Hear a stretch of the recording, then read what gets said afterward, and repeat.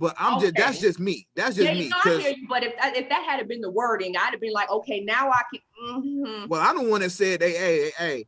Well, okay. No, so, let's keep it straight, Jackie, because I know where you're going with this, because I'm okay. So I'm saying, like, okay, so in general, I'm like, why are you buying these guys shoes and they committed crimes? What image? If you trying to like pour into them, whatever like that, buying them these shoes, these expensive high-end shoes, I personally don't think that's the right thing to do. That's the right optic, because you have people out here who don't loot, who work, teenagers that do that live legitly and try their best to go by the book, and they ain't got Yeezys. But these cats out here committing crimes, getting shoes and getting jobs. Because what happened was he got flamed on his page about getting these shoes and everything, and he didn't expect it. He wanted everybody to be like, oh, good job. But as soon as people started questioning him on his stuff, then he turned around and flipped the script and said that I got them working for me next week. I got them jobs. You should have opened with that.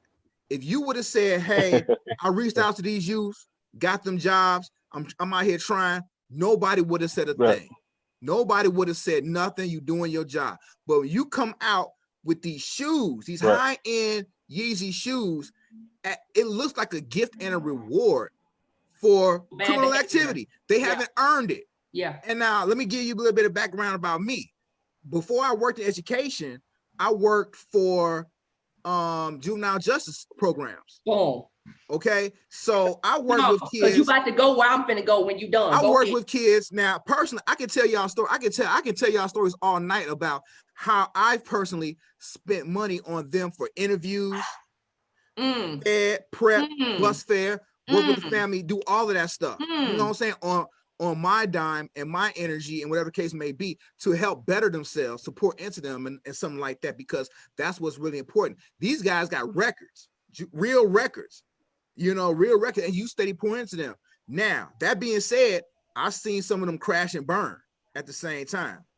My thing is, you can't give nobody like that some high end just because you want them to pour into them, because the equivalent of that is what they used to do on the street as drug dealers, getting you to work for them. I'm gonna buy you some clothes. I'm gonna put you on. I'm gonna make you follow me. And then whatever the case may be, it's a bad optic. It's a bad optic. It's a bad thing to do. And these young men out here, they need to see a better way, of course, but I just didn't agree with the way that happened. So I had my own view about it and whatever.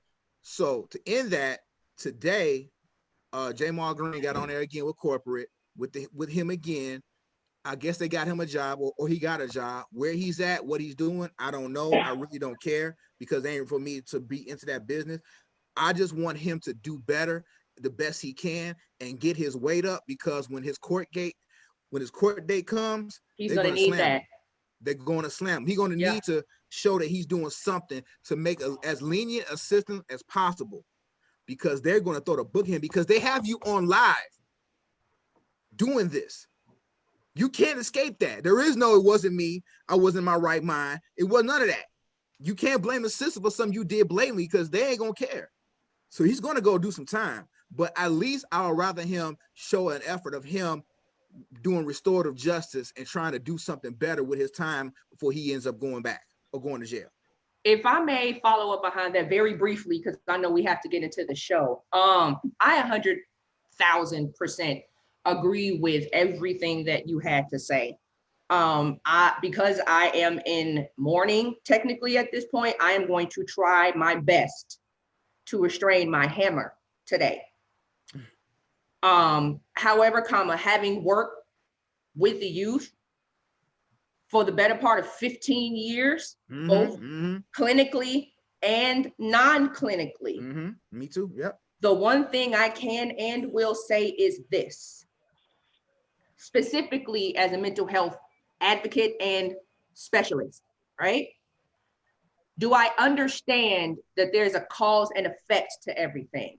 Do I understand that the youth are going to do dumb stuff because sometimes that frontal lobe ain't always formulated? Sometimes they just want to test the waters. So, listen, go down the gamut of things that young people do that we would deem stupid or inappropriate, or in this case, illegal. Listen, I get it, and I get all of the why. What I would have liked to see is that young man be held accountable for his actions. I'm not saying that what the young man with the locks, I don't know his name, so that's all I know him by. I'm not saying that the young man with the locks points weren't valid. They were. Some of these young men and women, but we're gonna talk about men because that's the topic for today. And this thing was done by a young man. These babies do need mentors. These babies do need opportunities. These babies do need extracurricular activities that they didn't cut out of elementary schools, junior high schools, high schools. You know what I mean? Like they need to be able to, they need something to do. But because they're from impoverished neighborhoods, they aren't afforded that opportunity. And because things that are outside of their neighborhoods require that you live in the neighborhood to get it, how do you accommodate that? So understand that I get it from that paradigm. However, bruh, how did you go from being on camera today, told I was later having a job, and within 1 hour having some $300 shoes, which are going to do what for you in the grand scheme of things with what you were trying to do on camera? Where is the young man? I understand what you was going through, but let's talk about how wrong you were in this, period. Because you can say as much as you want to say about, give these young men opportunities. Y'all can't just turn it back on us, but you also painting a picture that nobody's talked to this young man at all. Listen, it don't always be that. Sometimes these kids be wanting to test your gangster thinking that it's not real out here. And when they find out that it is, they doing the backpedal pussy pop and say, oh, well, we were young. Nah, bro. You knew because I told you. You knew because the people told you. You chose to do that. So you need to go ahead, take this. You see this L right here? Big L. That's for you. Now, once you finish holding that and find out the weight and the gravity of that L that you're holding right now we can discuss job, opportunity, whatever. But we can't just skip all of that just because you want to make it look good and make it look like these teens really need. Don't do that for a photo op, bro. Do that because you really out here trying to get help. That's where I stand on it. We definitely gonna continue this conversation because I have very strong feelings about that whole thing too.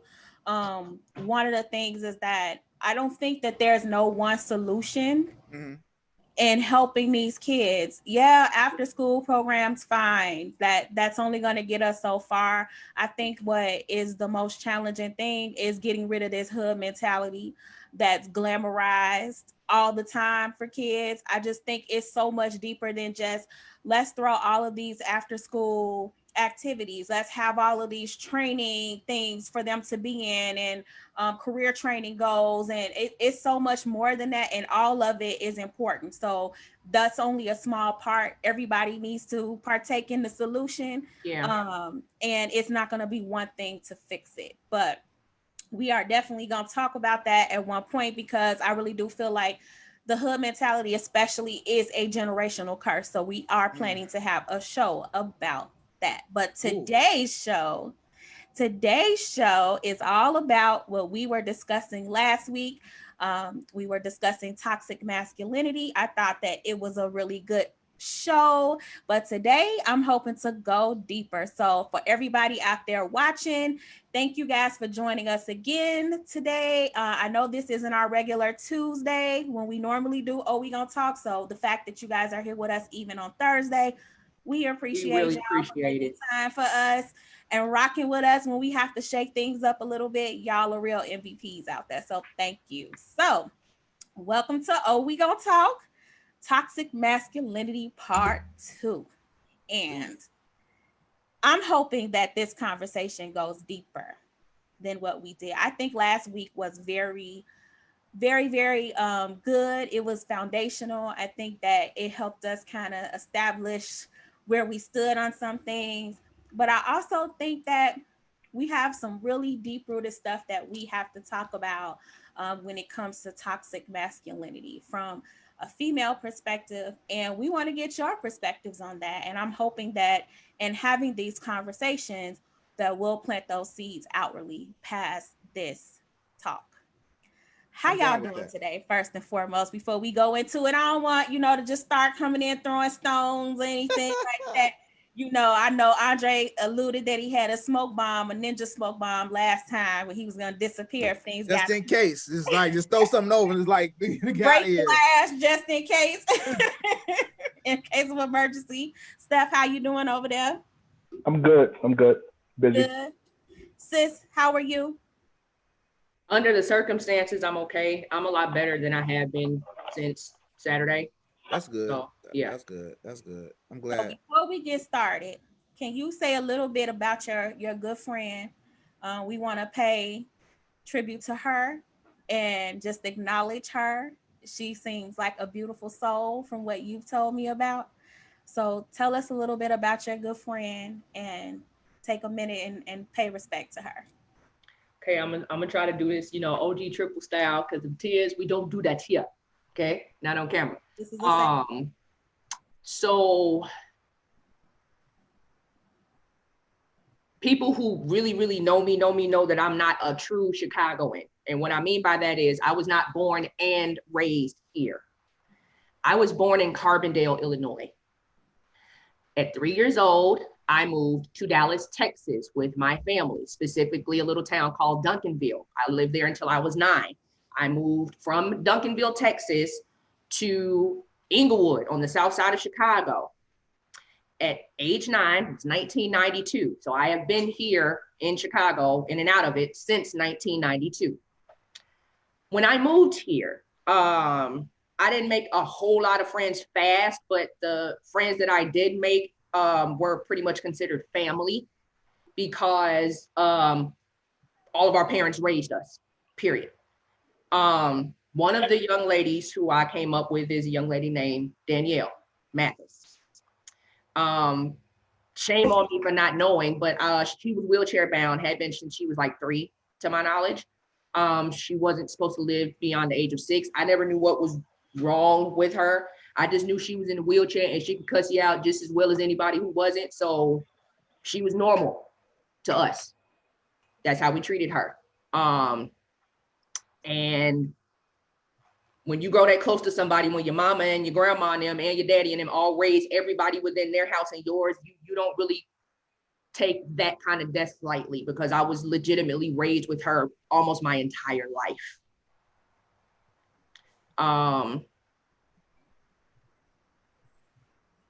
It's okay. Man, I can't say a bad thing about her. She was I just appreciate the fact that even though she had an abnormal body that was restricted to a wheelchair, she didn't really let that keep her from living life. That girl had more Jordans than a drug dealer. She kept her nails and her hair. Every time I saw that girl, her edges was laid, that perm was fresh, them nails was done, her outfit was Dougie. She was just a normal girl who was in a wheelchair, and she didn't let that stop her from doing whatever it is she wanted to do. Going to the strip club, going to this, she did whatever she wanted to do. And it was not one time in her life or mine that she did not look at me and my siblings as her own family. So yeah, this is really hard. So the hammer might make a peak today, but she ain't really gonna come out too much, because as a counselor, what I know is this: grief will make you say some things that aren't necessarily appropriate. So with that, and for that reason alone, and this will probably be the last time that I do this, there'll be a bit of a filter on me today. Only because I know I am in a relatively emotional state, and I don't want nothing that I say or anything that I ask the gentleman on this live to appear like I'm that triggered, So I'm gonna be cool, but I'm gonna still be here. Well, you don't know where I live exactly, so I'm okay.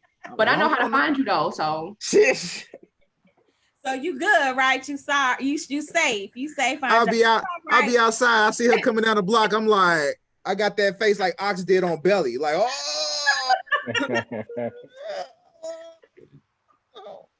Well, thank you, sis, for sharing a little bit of her with us tonight, and we've been thinking about you, praying for you, keeping you lifted in this time, and we will continue to do so, as well as her family as well. So thank you for giving us a little bit of her. Quip, I'm sorry. If you all can keep my mom in your prayer. She lost her god sister on Sunday, and she's really not. Yeah, y'all just lift her up in prayer too. We got it. Thank you. Yeah, tell her I said hello and everything too, please. I will. All right. Well, let's get to the business. Let's get to the business. So, something that I wanted to talk about in depth this time, and I know that this conversation is going to go a long way when it comes to toxic masculinity, is actually a couple of things. The first thing is, when you guys hear a Black woman say, Black men don't protect us, Black women is unprotected, and how that seems to start a real war amongst us. And sometimes the results of that war gets extremely toxic. And to be fair, I now understand and hear both sides of the spectrum. Right. However, we are just still interested in your thoughts and your thought processes when you hear either women in your immediate circle or just women in the world express their discontent with the lack of protection that they feel amongst their own men. So you want us to go? Wait, you want to start, Drake? Yeah, because this is passionate for me about this. What you said even triggered me. I have a lot of, sisters and friends that I care about deeply. I have a lot of female friends I care about deeply. Kawana knows half of them, in my circle and everything like that. And she knows I'll be there for any one of them at any moment.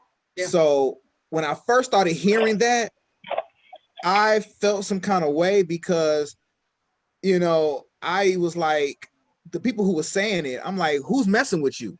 Where they at? In my head.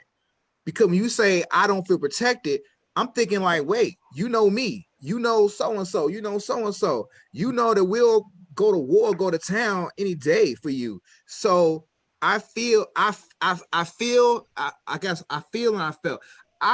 slighted when I hear that, because it's almost like I feel like even though you're not talking about me, you're talking about me by saying men. Just like if I say female, all bitches, girls are bitches or whatever, anything derogative to a negative, I feel as though you as sisters will take it as I'm talking about you, but I'm not. I'm talking about somebody else. So when I hear that, I internalize that and be like, well, that's not true for me, because I will go to war, go to town, and I've done that for you all, so I feel as though that you need to specify who you're talking about. If you specify who you're talking about and bring truth to that situation, then you put a spotlight on them, take away their power, and then we can unite against that particular person or those particular men. But when you say I don't feel protected, and I'm standing right there. Come back, Dre. What am I? Or what are my boys? I feel internalized, and so it took a while for me to separate myself from that.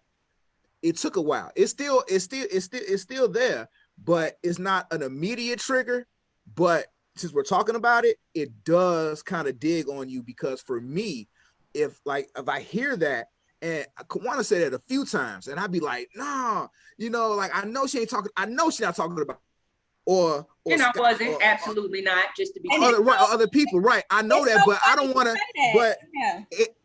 But you know what? But it goes back to the part about being validated for what you do. Sometimes, even though we don't seek validation, it's nice to at least get shout out and say, hey, Steph is a good brother. Steph don't do that. Steph is a good brother. Steph got my back. Brothers in general, like we need validation because we don't get it often. So right. Like we struggle with the generalizations. So it's always going to be a trigger. And I'm just not getting to the point now where I can catch myself and kind of pull myself out of it. But my initial response when I heard that and me and Tay had long conversations about this. For men, protection is about physical protection. And so when we hear that, the first thing we think about is, dude stepped to you inappropriately and I stepped up and I was ready to fight, right? And so when we hear that, that's where our mind goes. And then we're like, nah, like there's no circumstances that I wouldn't protect you. And so it took some conversations with me and Tay for me to kind of understand like this larger issue that women are talking about. And I'm still trying to work my way through it. And I've had some different conversations with my circle to try to understand where everybody's at. So I kind of have a theory that I wanted to test out about this, right? So ancient times, we rode in tribes, right? So my responsibility as a man was to hold my tribe down. I can go out, fight against the other tribe, kill as many men as possible, take the women, they come back, and now they're my woman because I took them. I come back, I might marry them, they become part of my family, they become part of my tribe because I took them. And then it was that man's responsibility to protect his women from me. And I feel like brothers still got that same mindset now. Like, it's my responsibility to physically protect the women that are in my tribe. And then if the woman isn't in my tribe, it's the men in her circle's responsibility to protect them. And I feel like that kind of mindset still is with brothers in general to this day, which is, you know, why we tend to mind our business when we see something happening that probably isn't the best. And because Stephen talked to me about this, and I explained to him that, expounding on that theory, what the problem is that Black men don't understand that we all are part of the tribe. That every Black woman, whether she be not your aunt, your cousin, your daughter, your sister, her being part of you and your Black skin makes her part of your tribe, especially in a world where systemic racism, oppression, all of those things pretty much is affecting us as well. It's not just affecting Black men. And what I explained to Stephen was, I don't know George Floyd. I don't know Ahmaud Arbery. I don't know all of these. Mike Brown, Trayvon. Fruitvale Station, homie. I don't know Laquan. I don't know McNabb. I don't know none of them. Not one of them personally, but seeing and knowing what happened to them, I felt attacked because they are part of my tribe. I have never had to meet them ever to say, that's a Black man, and look how they treat that Black man. And so we want to be looked at that same way within the tribe. And because men generalize their circles, they make their tribe so small, it excludes the rest of us that maybe don't have that tribe. There's a lot of women that, you know, I tell people all the time, I'm an anomaly. I'm surrounded by Black male protection and love. Everywhere I turn, I have some Black man that I can go to that I know is going to protect me, love me, provide for me, emotionally, physically. If I needed anything, have my back. I have countless men in my life, but I am not the norm. I'm a drop in the sea. So there are a whole lot of women out here that don't have that type of protection, never seen it, never experienced it. So yeah, they are looking to their brother that may be walking past in the street, see her get disrespected, and him never have her try to offer some protection in some way or some support in some way. So we have to think beyond just our circle and understand that all of us are part of the tribe, and that divisiveness is why we're being conquered the way that we are. If I may, very briefly, I'd like to say this, and Sante actually spoke a lot to a point I was going to make. Do I understand the protect your tribe because that's your business mentality? I absolutely do. And I will never discount that, because I absolutely, by virtue, would be more likely to jump in the fight for my homegirl than I would jump in the fight for that girl who just so happened to be getting that A, man. So that I understand. But to Sante's point, and to, you know, further it, I didn't know Mike Brown. I didn't know Laquan McDonald. When I went in the theater and walked out of Fruitvale Station mad and screaming, fuck the police outside of my window, I was so mad. I didn't know homie who got killed on Fruit. I didn't know any of the men. I didn't know George. I don't know any of these men. Not a one. But you know what I saw and what I felt when I did see them? My partner. My brother. Both of them. My father. My father. I don't want to say elderly because he like 50 something, but my father. You better not go there. He don't care, but still, see, with what the way you all's mentality affects us negatively is you all think tribal, we think global. Like, we didn't know none of the men that I named, but who did you see in the front lines rallying for, fighting for, advocating for them? Us. Yeah. Meanwhile, what happened when my soror Sandra Bland got killed? Because I don't recall a whole bunch of men at all advocating for her. What I did see was a lot of men, she could have just put the cigarette out. Well, why did she have to get so mouthy? Well, why did she? Hey, man, listen, I didn't ask why Mike Brown was able to take a Rello out of there, whether he paid for it or not. I didn't ask I didn't ask nobody why Mr. I Can't Breathe was selling cigarettes outside of where he was, whether they said he could or not. The fact is, selling Lucy's in New York is illegal. So technically, he was committing a crime. Oh, yeah. So they did not warrant for him being killed. Right, did not warrant for him being killed. And we see that, and we see that point at all. And even in hearing people say, well, why is she getting mouthy? Again, that goes back. That's not right. That's not the point. Having this idea that us women need to stay in our place and that we don't need to do this or we don't need to do that. Because if we wanted to do that to y'all, well, when the cop said, put your hands up, or when the cop said, be quiet, why didn't you? But you a man and ain't no other man finna tell you what to do, especially when that man is violent. Ain't nobody finna tell you how to test your manhood. So for us, when some of y'all take that tribal mentality, it feels like these mine, fuck y'all. But when it come to us, y'all better be on the front line because that's where y'all been the whole time. You better not ever. Don't you start, Dre. Don't you start. No. I'm waiting for the little raised hand to go up. And I'm not saying that's what it is, but that's our experience of you all's mentality. Not saying it's good, bad. I'm just telling you the experience that we have as women, and it don't always feel good. It doesn't. Go ahead, Dre. I saw your raised hand here on the Zoom. Go ahead. I'm thinking I was a slap in the forehead, so I'll a little bit.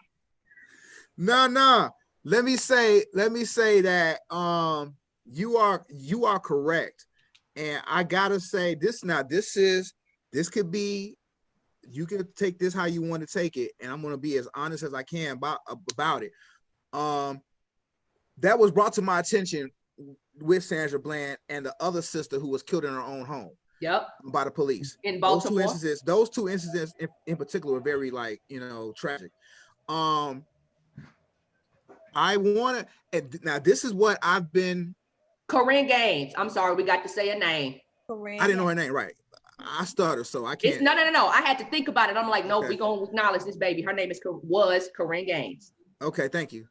I remember that. Okay. So with that, I'm going to tell you just how I've been taught. This is what I've been taught.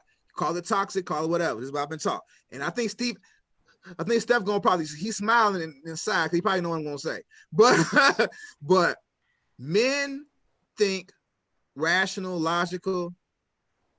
Women are emotional, nurturing.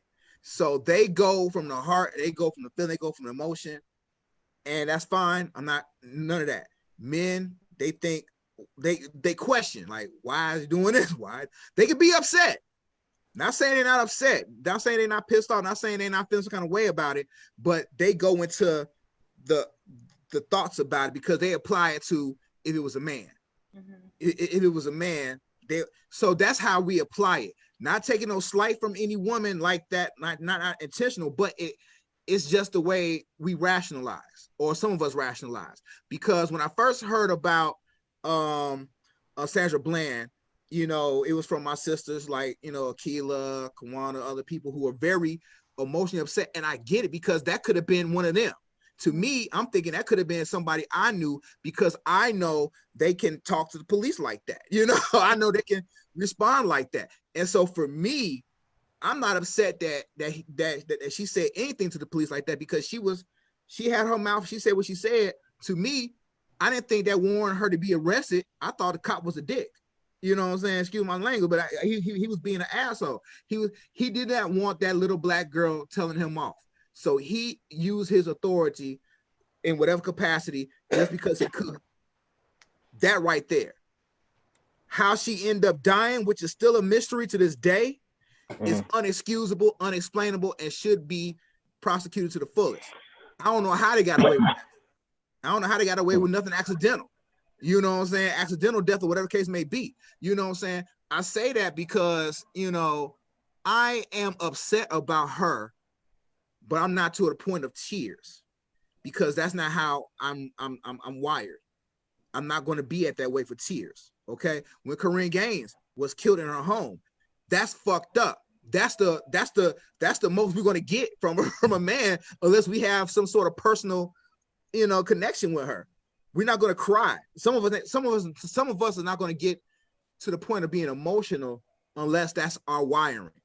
But all of us aren't wired like that. It doesn't mean we don't care. It doesn't mean we don't have feelings about it. It's just the way we wired about it. Our rationale is that's fucked up. The police are fucked up. She shouldn't have did. She shouldn't have got killed like that. That's how far it's going to go. So I was with you, Dre, and kind of feeling that until Breonna Taylor got murdered, and the way that she got murdered, and then the fact that like nobody, like there was no organizing, you know, around trying to hold the police accountable that murdered her. But then when George was murdered a couple weeks later, it produced this big upswell of organizing. And so that kind of, you know, for me, called into question, like, you know, like, what the fuck are we doing? Like, why are we not on the front lines organizing? Why are all the major movements seem like being led by women? Like it's not acceptable. And I gotta expound off that. I agree. Just a little bit, Stephen, because it even extends just beyond us organizing behind when we have one of our own shot by law enforcement. There are over 200,000 girls in Washington, D.C., Black girls missing, Black women and children. And that's just in D.C. That's just in D.C. That's just in Washington, D.C. We're not talking about nationally how many Black girls and women are missing that are probably in sex trafficking trade. And I used to live very close. Well, I know you do still, but I used to live very close to one of the main trafficking areas of this country, aka the Charlie. Those of you know, y'all, you live out that way, you know what I'm talking about. Know all about the Charlie, yes. Hello. Yes, and there's no organization behind that.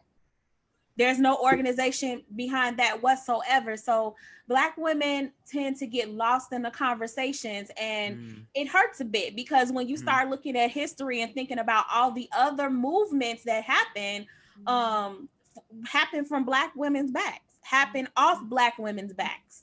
And yet we don't get the same acknowledgement. We don't get the same level of rallying when we're hurting, when something happens to us. It feels terrible. And then to have that happen, you know, from our own men at times from different things, make Black women just feel so unprotected. So it's not necessarily like, you know, when me and Stephen had this conversation, you know, we talked about how I try to exercise using words like some, a lot. Yeah. Most. A A majority. A good handful. Not all. and not all, because I know from just my circle that it's not all, no matter how small my circle is in comparison to the rest of the Black community. You know, I have a lot of great men in my life, so it can be all. But the men in your circle that are looking out for you are looking out for somebody, everybody else that's in their circle. Exactly. You know what I'm saying? So like I need you to talk about the larger piece. So for men, we always go to the physical protection piece. It was the other stuff that we talked about that was kind of eye-opening for me. So going to that. Also, that men aren't protecting us emotionally, mentally. We talked about it a little bit last week about how women have to do a lot of the emotional labor in relationships. We talked about objectification and patriarchy. And I explained to Stefan in that conversation, what a lot of people don't realize is that patriarchy runs under the same umbrella as racism. And it gets very much looked at that way. It doesn't get looked at that way at all, but that's exactly what it is. In order for men to feel manly, masculine, it means that they have to step on or subdue us. We have to be subservient. We have to be inferior. We have to stay in a certain place. And what that does is that oppresses us. That doesn't allow us to be individuals or be who we are. We're not just servants, you know. While I enjoy certain things in my relationship, that shouldn't be the expectation for every woman. We talked about that and how that can sometimes be toxic, and the protection factor of not having that and teaching that and allowing us the space to be more than just what the patriarchal roles are expected of us. Go ahead, Kawana. I'm sorry. No, you're fine. What I'd like to absolutely address is how women's feelings, I don't want to necessarily say feelings. Let's be from a logical standpoint, because I know that's what most men are supposed to be. How women's experiences with certain men get disregarded as, well, you need to choose better. I've seen that on Facebook a lot. Well, here's the thing. I see that everywhere, not off and on social media. So I can't speak for the men, so I can't tell you all what your logic is behind throwing that, for some of you all throwing that out as the default response. Here's what it feels like, and here's the experience of women when we hear that. One, when we tell you all as your partners, lovers, friends, baby mama, fiance, wife, whatever we are to you, if we're telling you every time I go somewhere, I experienced this, or I went here and this, or I dated this guy and this, not taking into account anything that he had to do or that young man's actions had to do with my experience, that gets totally bypassed, and the circles right back to, well, what did you do? Well, you need to make better decisions. Well, you attracted him, you chose him, so what does that say about you? And what a lot of men don't realize is a lot of these incidences we're having are not with men that we are intimate with. We could be walking to the fucking gas station,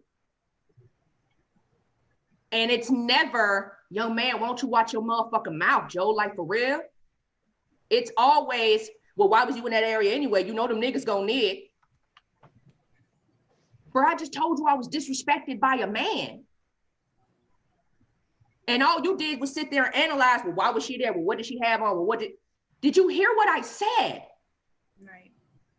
I experienced a verbal or maybe sometimes a physical assault by another man. And what you telling me is, fuck what he did. Where do you stand and what was your responsibility? That's what we get all the time. We just would like to understand why. I mean, and from a person that is in the mental health, but also sexual violence and DV field, like that's what I do. You have a sense of understanding about it from a professional aspect. In y'all defense, I'm gonna say that I don't think men are always aware of the fact when they're contributing to, like, that's under the same thing as rape culture, and how that happens, the victim blaming, the making us responsible for when something happens against us. Like, if someone does something to us, it becomes my fault that this person did the bad thing, and not that the bad thing happened to me. Just circling back to the whole Sandra Bland thing as an example. Well, she got mouthy. Why didn't she just put the cigarette out? It didn't matter, because what he did was abuse his power. So just being mindful of, like, putting all of that responsibility on us. And it comes mostly from men that look just like us. More than anyone else. And that's what we feel all the time, and where it gets really, really, really hurtful for us, and probably is what fuels a lot of when you have that toxic masculinity talk with someone. It usually comes from that place of trigger, because a lot of women are finding themselves experiencing that, and they're not just very emotionally intelligent or intelligent enough with trauma to understand that they're triggered, and this is what you're triggered by, and to kind of separate all those feelings. But it may come off aggressive, I'll admit, but it's a very urgent topic because it's happening and it's never changing. So I see Andre, Steph, go ahead. I'm sorry, but I see Andre just kind of shaking his head and moving, but you wanted to make a point real quick, Stephanie? Yeah, so this was a place where me and you end up having a bit of an argument when we were talking about this.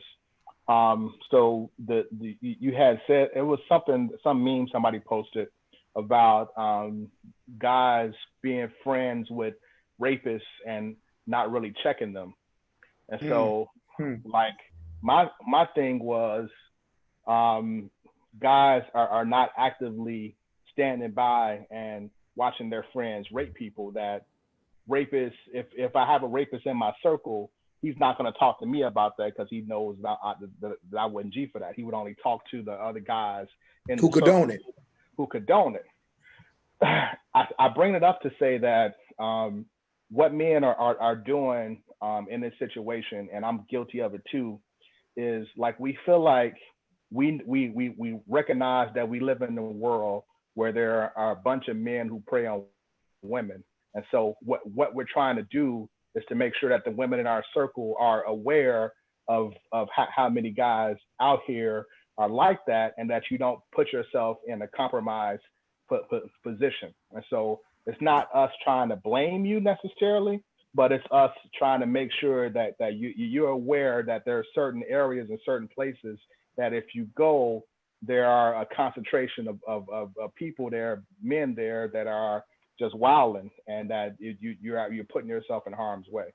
Of course, that is like part of the problem, that we're talking to you as the victim and we're not trying to check each other. Thank you. But that's where it's coming from. Exactly. And I appreciate that honesty, because I'm like, did he just what did it? But I appreciate the honesty. Thank you. Yeah, it definitely comes in layers and levels, because like Steph said, most of the people who operate like this, we don't normally, fuck with them like that. We don't know. And then when we do know, we automatically kind of push them out, or we just shift them out of our circle, don't even like out of sight, out of mind. You know what I mean? Like we don't have influence over them like that. Right. Kawana knows, I broke up with a friend, but, I basically, like, one of a friend that I had, best friend that I had, like a brother, we had to part ways because of a situation that happened. And, and as bad as I miss his friendship, I can't necessarily go back to that. You know what I'm saying? Because then I'll be associated with everything else that happens associated with that, or I'm seen as condoning. Yeah. And the thing is, once you establish a certain kind of reputation and you act a certain kind of way, you have to follow suit. I'm not perfect, but I have to make these conscious choices because I have to stand by my principles. If I know you're doing something, or if I think you're doing something and somebody come and tell me, I can't mess with you anymore until that's settled. And let's take it deeper. Yeah. You're the CEO of a non-for-profit. Would you not have to take that into consideration when you think about who is or is not in your circle, is when it comes to the male species? CEO, nonprofit. I got a whole Santa Claus business. There's certain things I can't. There's certain things that I just can't. I just and that's what I have to deal with on a personal level. I can't mess with you if you're doing this. Mm-hmm. You know, I just can't mess with you. I just can't mess with you. I can see you and say, hey, you know, but I can't do that. But at the same time, like you still know that dude exists in the world, right? Right. Here's the thing, though. I also brought this up when me and Steph was talking about this thing in particular, and something I brought up to him was that there's a lot of subtlety in when men are partaking in that narrative and in rape culture without it being looked at that way, and men need to be more on high alert about when certain buzz things are said, certain little things are done that shows like, okay, that don't really sound right. Everything isn't like, oh, he just drinking and, you know, pass it off. There's a lot more times where people are kind of letting you know a little bit of what they're on and what they're doing that doesn't get acknowledged. Know? Because how do you know? I've heard men talk. Well, I'm gonna tell you this. I'm gonna tell you. Men talk. Look, I'm gonna tell y'all a quick story, and I can't tell you all the names of the people because first of all, I'm an empath. If you know, you know. And look, I'm gonna tell you. So I did. It's a situation that I had to navigate, and I had made I had to navigate this, but you know, it never really worked out between what. A friend of mine told me that someone who I knew did something inappropriate with them. Yep. Okay. Told me. I was like, I asked, I said, hey, what do you want me to do with this information? Because I don't mind going public, you know, but I have to respect you at the same time. And I know it's a accusation, number one, you gotta be careful about accusations, but number two is your business. So if I was to say something, I had to be mindful, whatever. They said, no, it's okay. Not okay that they did it, but it don't do whatever. So I said, okay, cool. This happened like months later. I ran to this same person at a public event. Same brother. Heard about that. Did you? Maybe so. I mean, I wasn't there, but I heard it was a whole lot of side eyes on that rooftop. I'm gonna say that and leave it alone. No, not that. Okay. No, not that. I'm not like, yeah, man. Not that. So okay. I ran into the person and we went together, but you know, when you there, you cordial, whatever. It's a huge event. We're not with each other. Took a picture with each other. Didn't think nothing of it. I didn't take the picture. Somebody else took a picture. I didn't think nothing of it. Okay. I ain't nothing. So about a week later, I talked to my female friend and she was livid. Like you blah, blah, blah, blah, blah, blah with him. I'm like, whoa, wait a minute. I was just there. They took a picture. I didn't think nothing of it. No, I didn't think nothing of it because I wasn't wired at the time to be on that guard. I wasn't. I slipped up, whatever the case may be. I apologize. I was very apologetic. I said, I did not realize this was going on. And you weren't even there, but you saw the picture. You got triggered. So whatever the case may be. And she just went in like, you don't protect, you don't do this, you don't do that, and everything like that. And we end up having a huge fallout. Only certain people know this story and they know the details about who it was. So I say that to say that that incident was a traumatic incident for me because that was something I thought about like, man, you know, it's traumatic for her because she saw that picture of us together and was triggered. And I get that, totally get that. But I was triggered because I'm like, I'm sorry. I didn't even think because I wasn't wired to that. So when, at some point in time, when do you say, okay, can you accept an apology or can you accept the infraction? If not, okay. But if you can't accept it, okay. But to turn around and try to like vilify me as if I'm like, you know, running buddies with this dude, you know, that's, you know, and I haven't really spoke to this person. I spoke to both of them since, you know, I don't really see, you know, the guy, you know, whatever, you know what I'm saying? Let me say this, Dre. So I've been a sexual assault medical legal advocate for 8 years. It'll be 9 years in January. So I spent a immense amount of time helping victims of sexual violence. And something that a lot of people don't understand is how sexual violence and trauma work. And that while it wasn't that she wanted to necessarily vilify you, it's just that you were with you were there. Person. You were there, and you seemed to be buddy with this person that violated me, that hurt me. When I say you were there, she wanted to cuss that nigga out. And you was there instead. You were there with him. Because all she saw was the picture. You were there with him, the guy that hurt me, the guy that did this to me. Right. She made, I can't say like at what point, and I feel like that's one of the biggest things that needs to stop in society when it comes to survivors, right? Is there is no time frame on when that survivor is going to get to a point, or if ever get to that point where she can acknowledge that, you know what, you weren't the villain, and maybe you were not thinking in terms of, I just shouldn't be in this picture with this guy. The fact that she came to you when she shared her story with you about what happened to her meant that she trusted you enough to do that. Right. That's not something that survivors do often. They don't like to share their stories at all, honey. At all. There's a lot. So 1 in 5 Black women have been sexually assaulted. So just think about that.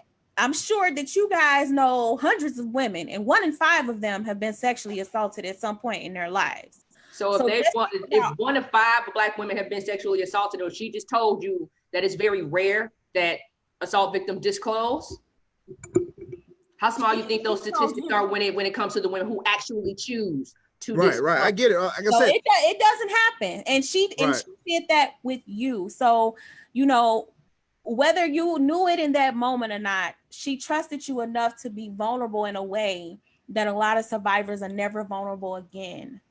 Or it takes many, many years to get to that level of vulnerability again.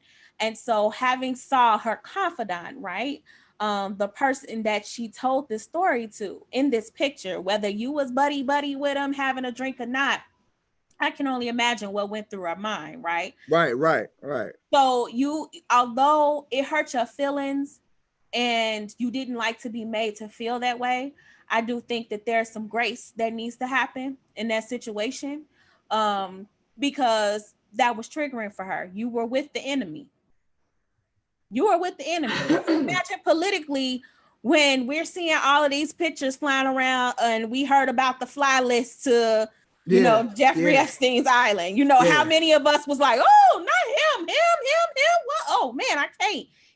So imagine if your close friend feeling like that. Right. And like I said, I felt totally horrible after that, because it was brought to my attention I felt horrible to this day. There's nothing that really goes away with that. I just feel like I just had to talk about it and express it, because that's not me. That's not me. I made a mistake. I made an oversight, and I'm trying to minimize it. I'm just saying that's not me, and I apologize, but we might never reconnect again because of this. And it's an unfortunate situation, but it happened. I just feel like, there are a lot of instances like that where men, do that without, always being, wired to be alert for that, I think we touched on that a bit last conversation, which was very eye-opening for me when we talked about emotional intelligence and them being able to kind of make that connection, right? So I felt that. Like, I felt that so deeply after that. I thought about that so much more after our conversation. That's something that Steph and I have talked about before. I guess hearing it from someone that I barely knew, just met that day, expressed it that same way, it really just connected for me that's like a very cross-sectional kind of thing for most men are struggling with that, and it's not just just the people that you may have come into contact with. So it made me accept that a little bit more, and understanding like, okay, this is really an issue, and how do we fix it? Go ahead, sis. I see here you go with the raised hand. Y'all killing me with the raised hand. Yes, I don't know how to do the forehead slap. Well, not a forehead slap. So since we are talking about the subject of sexual assault and things surrounding that, I'd like to transition to another topic that I feel like is very rampant within the male species. This whole topic about and surrounding the sexual assaults that actually in real life happen to y'all. Now, here's what I mean by that. Newsflash, you fucking your 18-year-old babysitter when you was 12 is called statutory rape. It is. Period, point blank, bottom line, no equivocations. If y'all are logical, use your logic and look in your law book. Specifically in the state of Illinois. Who don't know, in the state of Illinois, you have to be 17 years of age or older. Period. 17 years of age or older for the year of consent. And if in order to be charged with statutory rape, there has to be a 3-year or more difference between you at 17 and the younger party. No, a 17-year-old person that messes with a 16-year-old person is statutory rape. So yeah. With that, what I find, and please excuse me if I sound really irritated with this, but it truly pisses me off.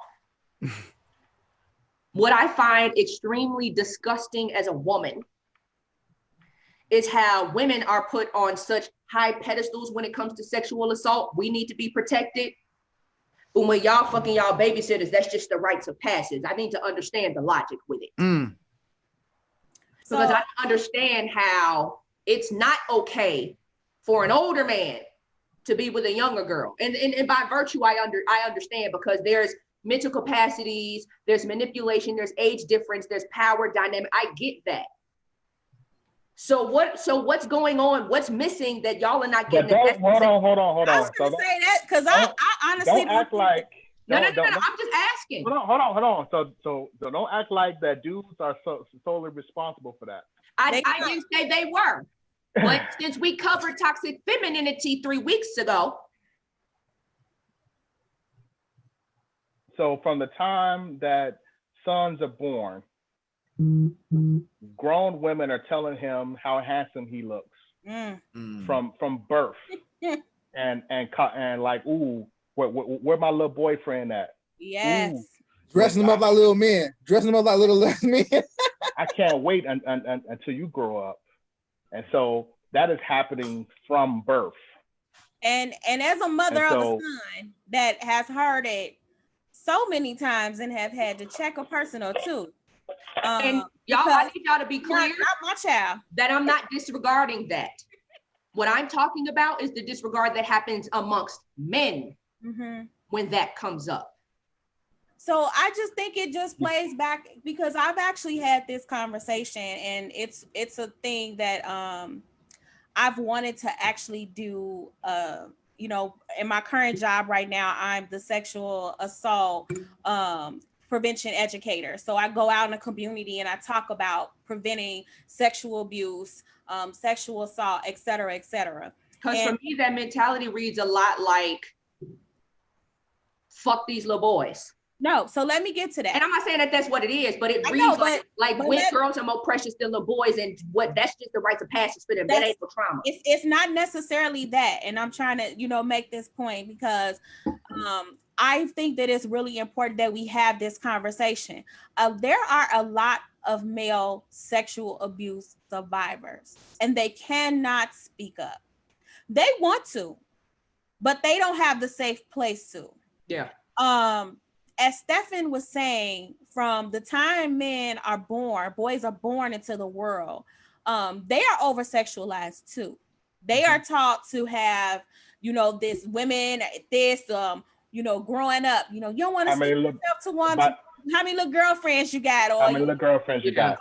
Dating, it's like, you don't want to stick yourself to one girl. You young, son. Go out there, sow your oats. So, unfortunately, society teaches young boys for very long to be hypersexual, that it's okay. It's part of masculinity. Like, you should be doing this. Yeah, it's more than just okay. Like, more than okay. Like, you should be.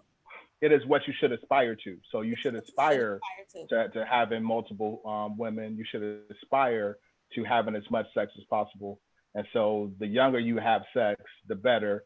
All of these things are taught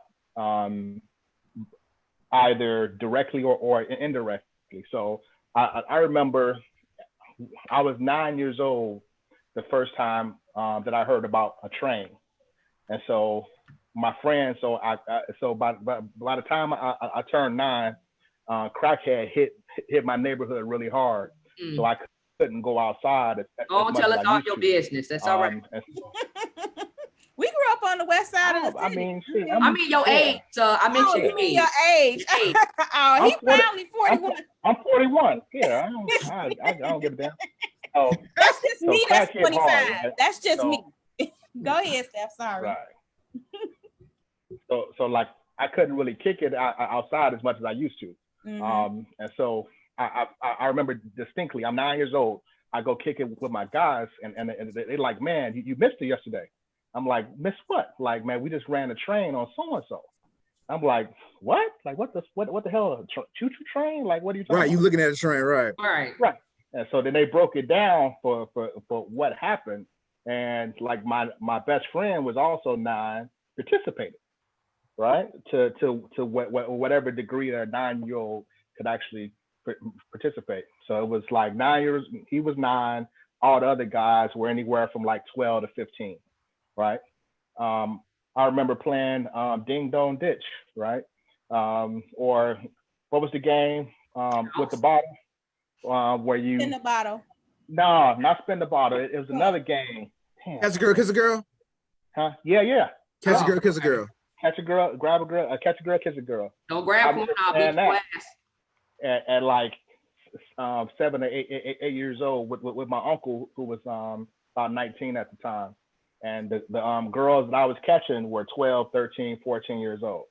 I remember my babysitter when she was 15, I would take my money to the candy store and buy her favorite stuff, and I would come back and she'd kiss me.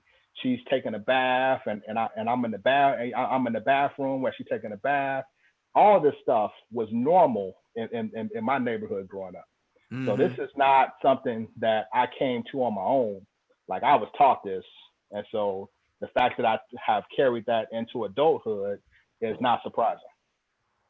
And it happens more than what y'all understand. And, you know, I was like ready to flip over tables, mad, when Lil Boosie made his comment. Like, I was in here heated for I went on a whole rant. When Lil Boosie opens his mouth to speak about male and female relations, I get nauseous because it's what do you think? What? And again, as a counselor, y'all have to understand my irritation behind that mindset, because it's like, if that was your little girl, you would not be putting her on Front Street like that. So for me as a counselor, that reads like you putting little girls more on a pedestal than you are little boys, and these little boys don't mean nothing because whatever, that's just life. No, but Lil Boosie felt accomplished in that. See, Lil Boosie, he's the epitome of what toxic masculinity would be.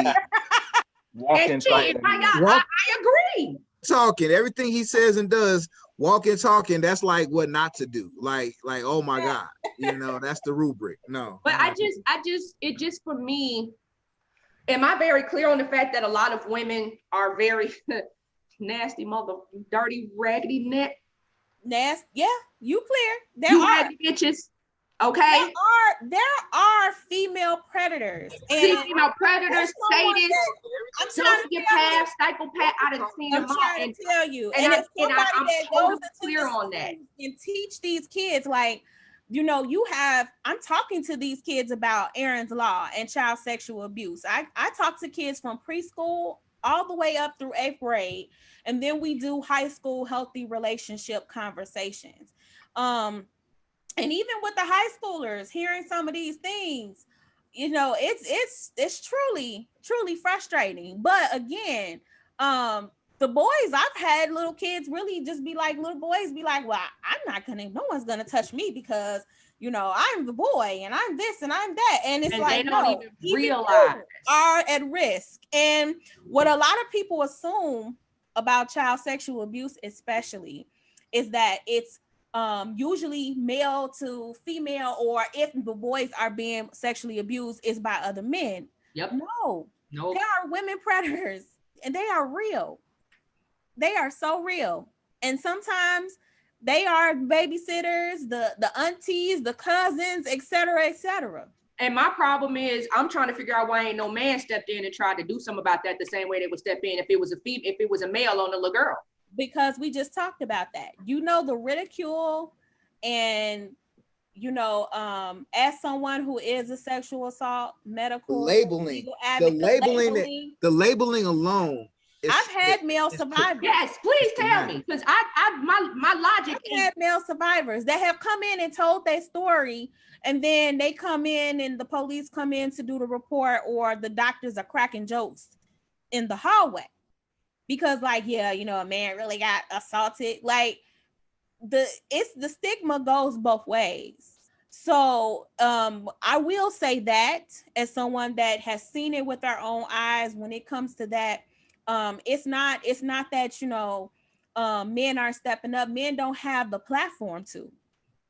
They don't have the space to. I know several guys that have been date raped. Yeah. You know what I'm saying? Where like, especially in college, where like they were just gone, and like a girl, you know, took advantage. And so it's not something that we talk about as in like, man, like I was a victim, because we haven't been taught that it's a victim situation, right? We've been taught that sex is sex, and wherever it comes from, it's all good. And you should be doing it, right? And you should be. It's taught, like, it's such a stigma for a man to be a victim. Period. You don't see men being a victim unless it's a man on another man. That's when it's, you know, quote unquote, you know, accepted, and victimization. And not even in, because most times, 5 times out of 10, so one of y'all gonna think, well, you was asking for it if it was that. That's what you wanted. I've seen it. It all depends. I mean, rape in jail, sexual assault with the preachers and pastors and other freaky deaky pedophile type dudes. You know what I'm saying? That stuff is out there. You know what I'm saying? Yeah. And they groom you and do everything like that. Yeah. And it's all possible. But the point of the matter is just, you don't see males being victimized by women. You just don't readily acknowledge that in your head. Like I said, it's all about the wiring. Not saying it doesn't happen, because it does, you know, but you just don't readily acknowledge it, because like Steph said, you know, it's like, oh, you know, right, they joke about it. She was thick, or she's sexy, you know, he should have been happy, or whatever the case may be. You know, when they talk about teachers, that irks my nerves when I say that. You know, like, I had to really check myself about that thinking too as well back in the day. And that's an example of toxic masculinity, I guess, when you look at that situation, like a teacher abusing a student. And then you look at the student. You look at the teacher. He don't want us to go there. So in those situations, the first thing that the average dude does is like, I want to see a picture of the teacher. Right. And depending on how the teacher looks, it's okay or not. And that's wrong in itself. That's wrong. But we weren't taught that growing up. Older now, we can look at it as adults and cringe. Like, I can't believe that shit. I can't believe I was thinking like that. Now when you see that shit in the news, it's like, oh my God, you monster. You're a monster. Even cougars, like, it gets. Oh, that's interesting. When you talk about cougars, is cougars acceptable? Oh, you got you a vet, man. You got you a oldie. You a sugar baby. You know that it's accepted. And the power dynamic of that is so dangerous. Like, you don't even understand what an older woman that's a good puss can do to a 19-year-old mind that's undeveloped. But that undeveloped mind ain't thinking about it. They ain't thinking. They dick hard. So how do you rectify that? I'm not a big fan of being a cougar. I'm not. I'm judging hard. There's a lot of women out there that are, and be like, yeah, I'm gonna give me a young thing. You know, how many of us, I remember seeing how Stella got her groove back when I was like 17, 18. Yeah. When that came out, and you know, just hearing a lot of other women talk about some, you know, then it was the thing. I need to go to Jamaica and give me a little young Jamaican, and you know, and so it is acceptable when on both sides. Like, I know we don't talk about it like that, but women do that too. Women are Kellying around here too. They doing that too. Yeah. So it's okay. So it's okay to lust after like Trey Songz. Well, he's a bad person for now, but thank you. Lust after, like, I use him because he's in my head for the moment. But you know, people are like, is it okay? Like, if you all lust after a young artist, musical artist, because he's handsome or whatever case may be, it's okay for y'all to lust after them, but we can't do the same for anybody that's like an actor. No, it's not okay on either side. Period. And the point blank. Okay. I'm making sure because like I said, you know, you can't fathom. Man, listen, but y'all do it all the time on Facebook. Like, he's so sexy. I agree with you. Diddy's son is very handsome. Diddy's son is a little boy. I could have given birth to him if I was out here hoeing the way I could have been. Okay. Ain't nothing that little boy can do for me up here. The only thing he can do is fuck me good if he know what he doing. And even then, I'm not interested because you can't give me nothing but that. And if that's all you can get me at 18, baby, I'll go somewhere. I get a deal though, I'm good.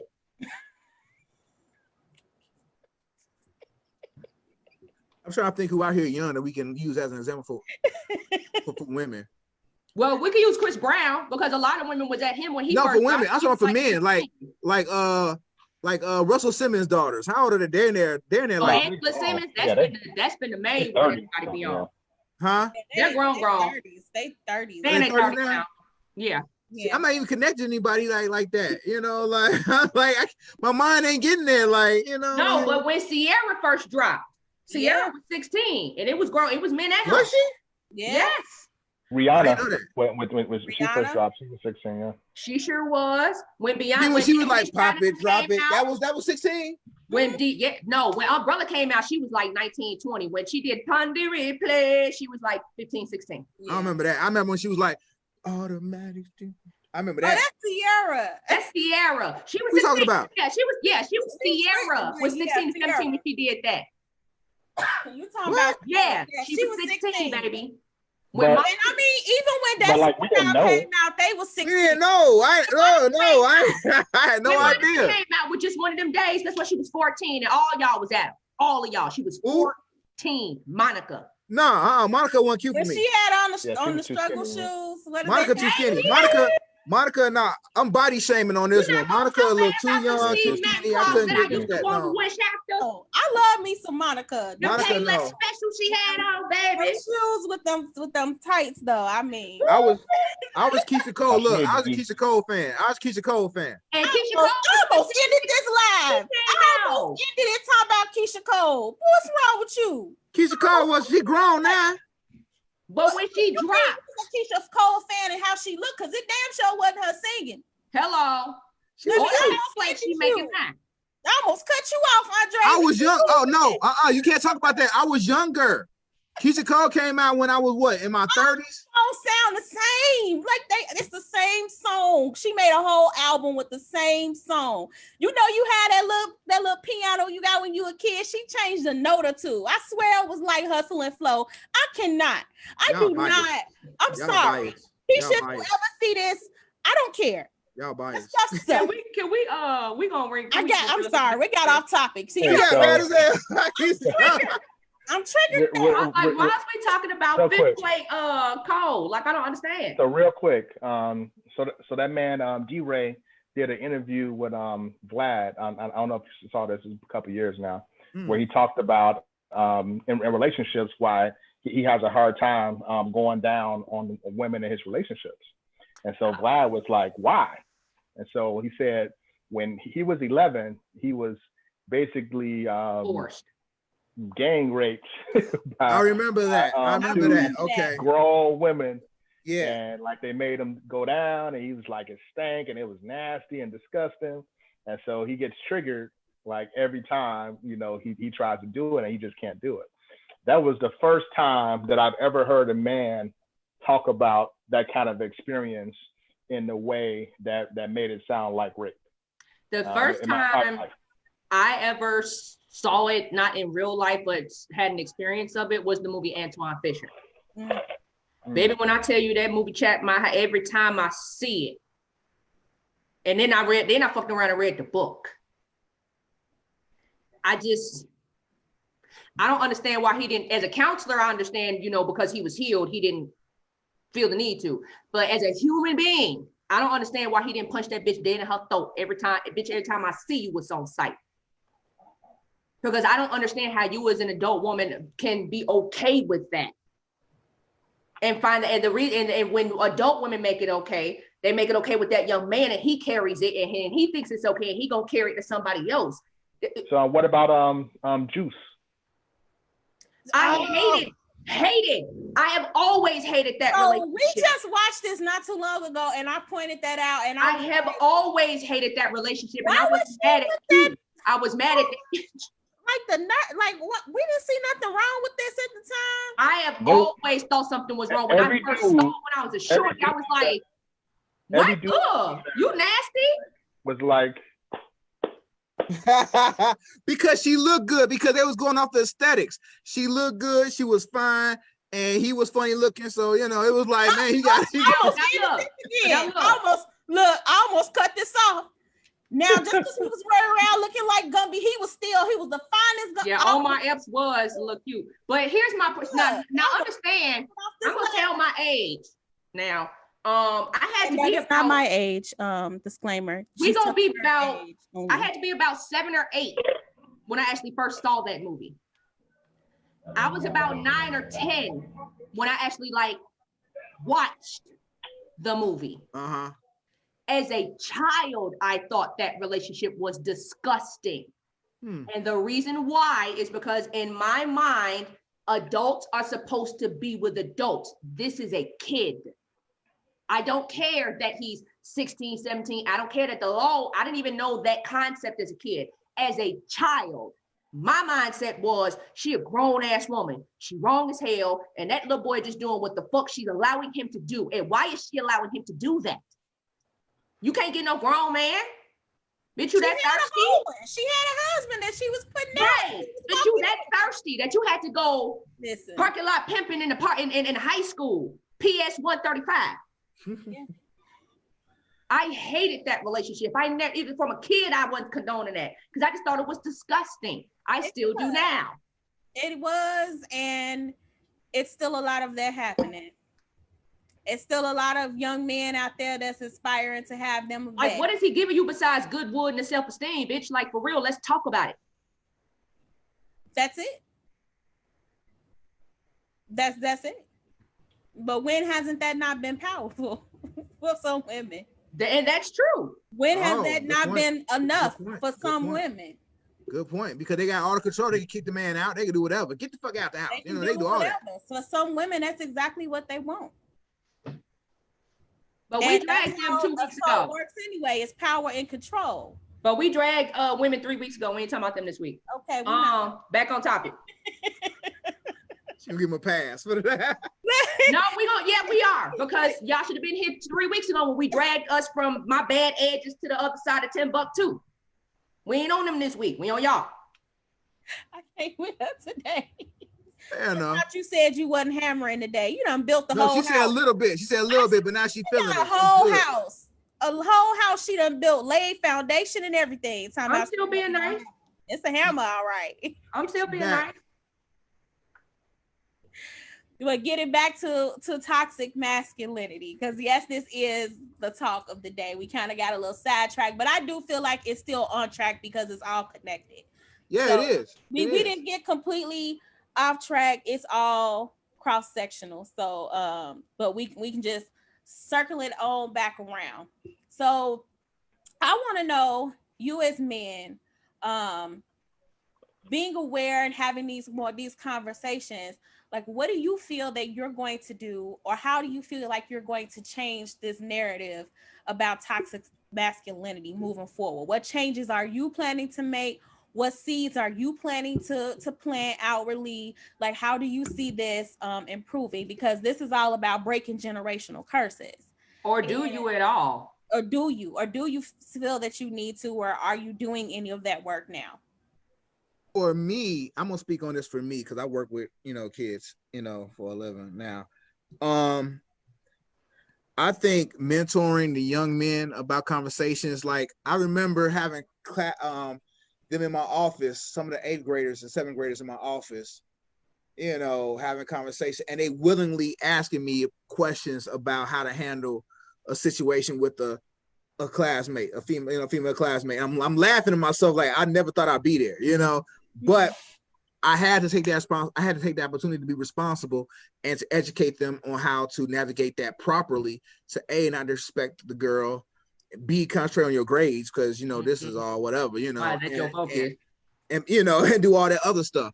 I would say for me, I would definitely just be that person to educate them on a conversation based on the topic when it comes up.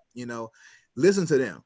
I'm not gonna sit there and say, yeah, today we're gonna talk about girls. Nah, because you might not get the full response. And it's weird. It's weird for me. It's weird for me as an old man to say that. Nah, how you doing? What's going on? You got a lady friend? Okay, cool. What's going on with her? Okay, I'm gonna take her out. They ask like I want to take her out. Well, where I go?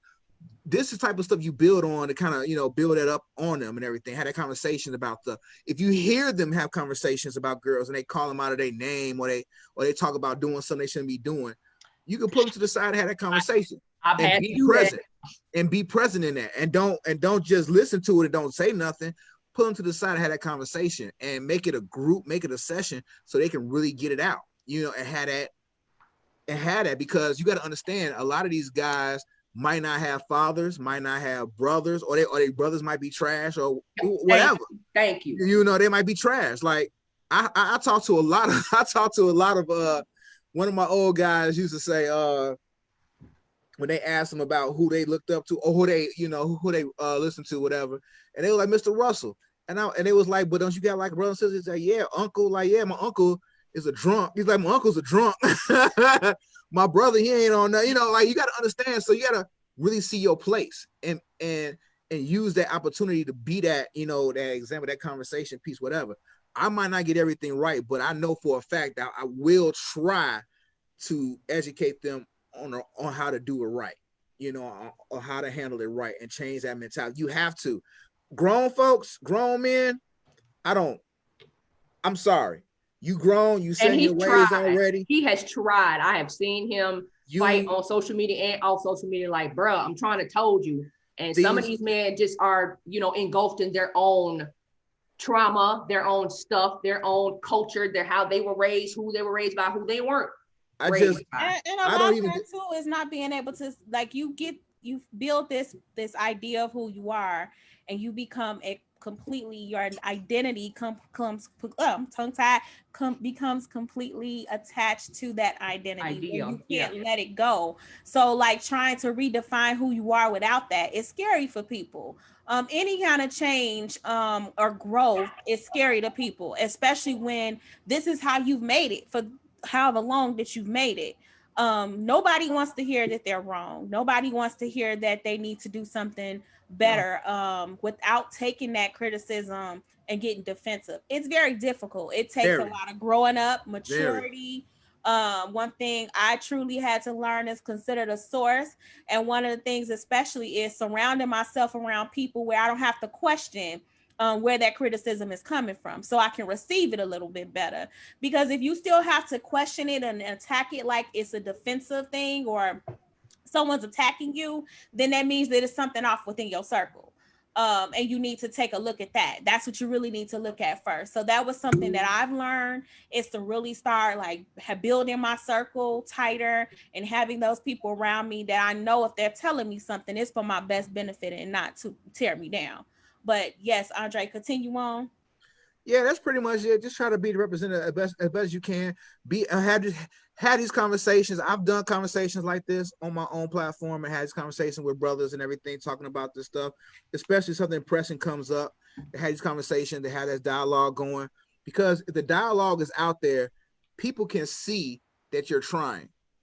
And they can see you're trying, they're less likely to attack you on being an asshole. You know, number one. Number two, I think it's just good to be a representative, like to change the narrative by having these conversations. It's okay. It's okay to ask questions. It's okay to learn, and everybody's going to have their opinion about something. But the bottom line is, there are levels.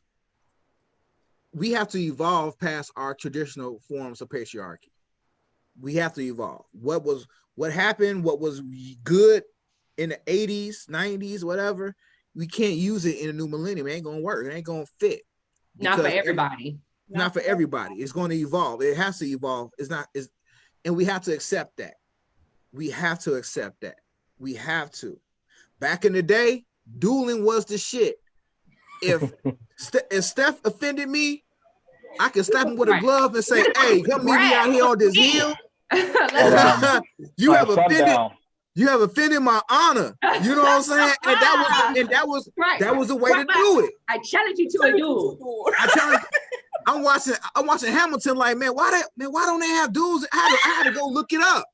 Like, they had to stop duels because I guess what's wrong with that. You know, people felt some kind of way about dueling. We should bring back dueling. It'll shut a lot of shit down. But anyway, I say that to say that things that happened back in the day about manhood, about handling our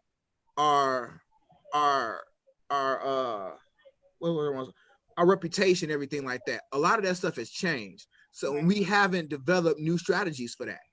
We used to be like, let's step outside, let's fight. But now everybody wants to step outside and shoot. So it ain't the same thing no more. There ain't gonna be no let's scrap and get it over with. And now, you know, I prove I ain't no punk, you know, because I stood up to you. Nah, now it's okay. I beat you up, and now you a bitch and everything like that.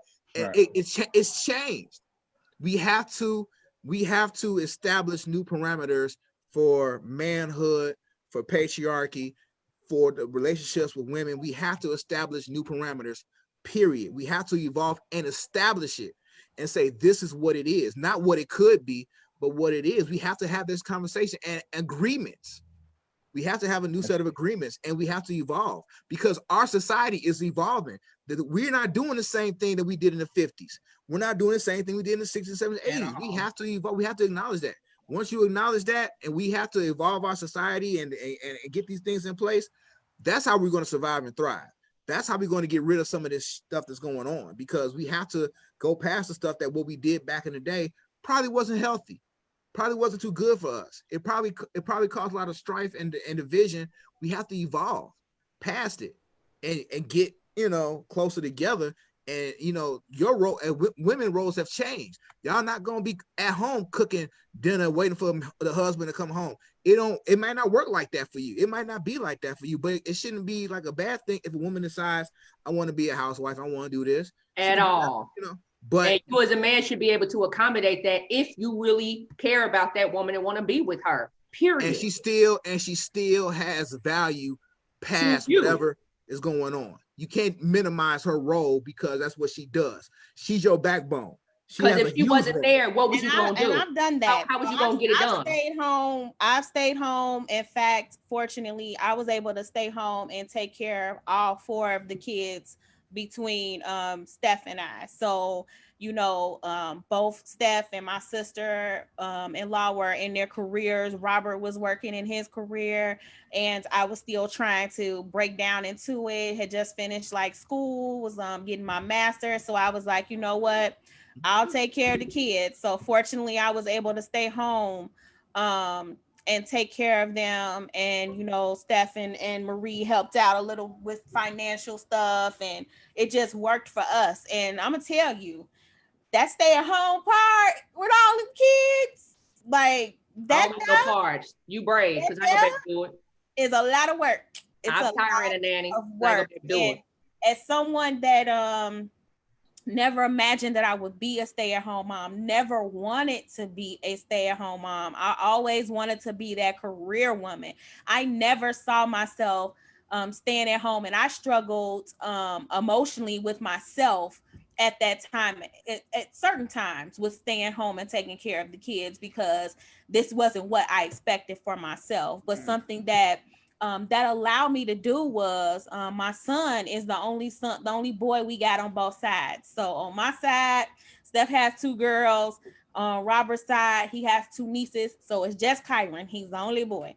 And I was able to have a lot of conversations with him about that in particular. And one of the things that was very important for me to talk to him about is, you know, I remember him being like 5, and he said, when I grow up and have a wife, make sure she, you know, I have 5 jobs so she can stay home and, you know, take care of the kids. I said, well, that's nice, but she may not want to stay home and take care of the kids. And he just couldn't imagine that because he saw his mama. That's not what he saw. Yeah. That's not what he saw. And I said, no, some women want to have their own careers, and it's okay.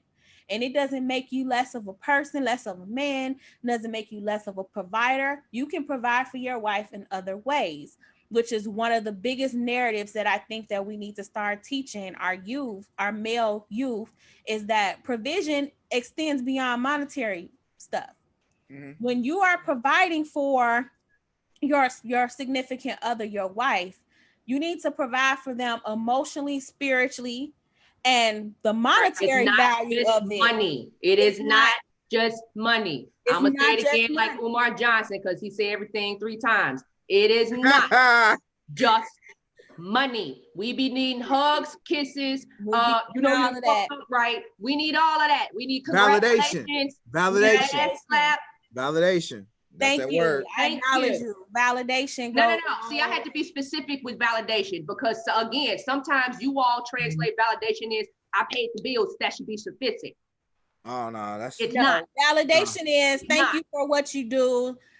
Thanks for keeping the house clean. Thanks for cooking dinner. Thanks for, you know. I appreciate you. I appreciate you. A lot more dick sucking and fucking that would happen more often if we would be acknowledged for the things we actually do for you all and do well.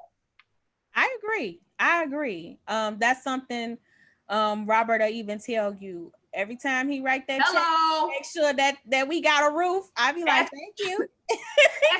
ask a married man or a man in a happy relationship in a happy home why he's so happy. Because every time, and I'm not saying women are perfect. I'm not saying that we do everything right. Because I ain't perfect. Dante had to cuss me out several times over stuff I've done right, wrong, and indifferent. I have. But the bottom line is, women, and I'm not saying that men don't get treated like they nothing but an ATM. A lot of women do that, and I will acknowledge that. Mm-hmm. Because a lot of women feed into the whole concept of, well, as long as he paying my bills, I'm good. No, bitch, you not. No, you're not. Because if all he's doing is paying your bills, what else is he providing? You might as well be in a poly relationship for that, and he's not going, and neither are you. So when we say provide, we don't need you to just have a job. We need you to be as emotionally available as you are emotionally intelligent. And we actually need you all to acknowledge our experiences, not just with you, but with men in the world. That's it. And I think that I find myself in this battle a lot, particularly on Facebook. I've even had this debate with Stefan a couple times because he said a couple times, you don't want to be submissive. And I'm like, yes, I fucking hate it. That is the dumbest fucking assumption I've ever heard in my life. And here is why. But let me finish, because I was going somewhere with that. I'm sorry, go ahead. It's not that I don't want to be submissive. I ain't committing to servitude. I'm no one's servant, because there's a difference. See, a lot of y'all don't make that. Some men don't make that distinction. Y'all making shit up. Look in a dictionary. That's because you all decided to define a word differently. Don't make it so. Well, here's the thing. It's the difference. No. Here's the thing.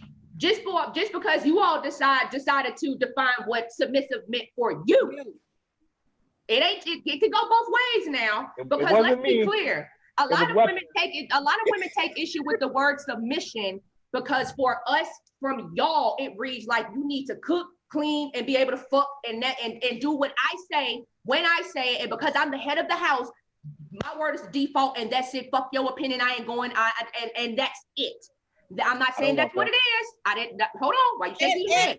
And I'm not going to say that's what it is. It's that's not how even it just comes that off. because I'm actually like I don't mind cooking. The only reason why I don't be wanting to cook nowadays is because I got picky children, and when I cook, I have to make separate meals for me and my kids because you know my child picked out an oregano flake one day and said he couldn't eat his food, so I have picky like that. I don't got time for that. Oregano flake. An oregano flake. He said he could not eat his spaghetti because Tell my mama to come get my body from in my house. A green flake in his spaghetti. And I was like, what?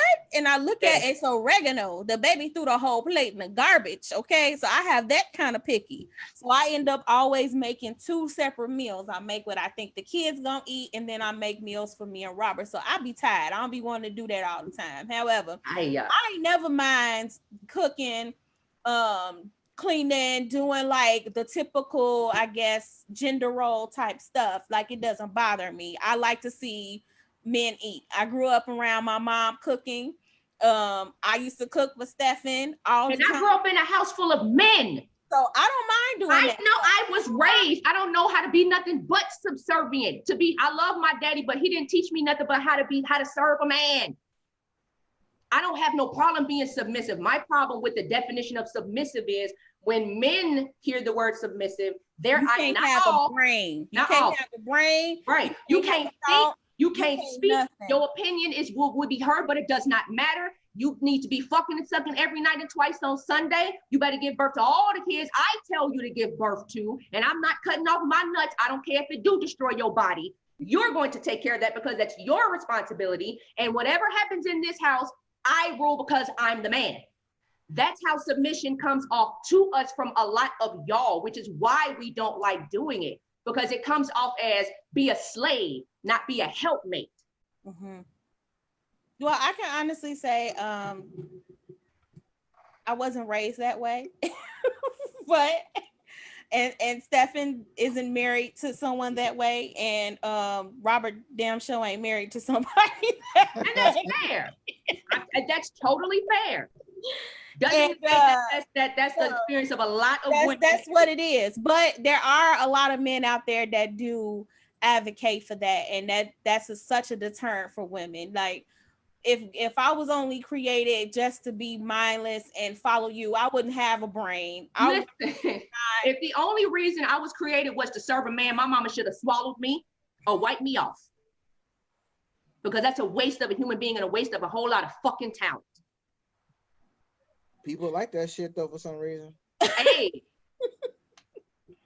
I can't deal with that. I gotta have you gotta be able to tell me shut up sometimes. You know, I mean, like go sit down. Like I need that feedback. I don't like nobody too passive. I don't want nobody too passive. I like strong women for a reason. I want you to be strong. I want you to be whatever. Now at the same time, I will say this. There is a dynamic about men being men in the house and not being emasculated. That's a big issue. Mm-hmm. True. A huge issue with some men not to feel emasculated. And I think what people get confused is like, you know, with a strong woman or a strong man, you know, sometimes the clash comes in about, you know, the man is like, okay, I made up my mind and this is where I'm at with it. You know, I need you to roll with me. And some women don't follow that. They want to keep, you know, they want to keep at it. They want to keep doing that. And then it makes it more of a power struggle. Right. More of a power struggle. I don't want to have a power struggle with my wife, let alone, you know, girlfriend. I'm not talking about girlfriend, my wife. I don't want to have a power struggle with my wife. We can talk, we can debate, we can go over certain situations, but at the end of the day, we gonna compromise. It's gonna be this, or they say in picture, I'll put my foot down, you know, like that should have fuck y'all up, you know what I'm saying? But I don't know because I have not had a chance to say that yet or do that yet because I'm not in a relationship or married. So let me ask married people, meanwhile, you know, does that really fucking happen? Like, can you say that and get away with it in this day and age, or is it all fantasy? So I think it's really just knowing your mate and just having like a respect for when you pushing the limits on your mate. Because Robert is very quiet, but there have been some times where I think I went too far, and he's kind of like, and then I'm like, yes. So okay, like really, I'm just like, okay, you win. All right, I'm backing down. But on the opposite side too, there have been times where I've been like, no, Get like, the fuck on, like bro. Sophia off Color Purple. I said, baby, no, hell no.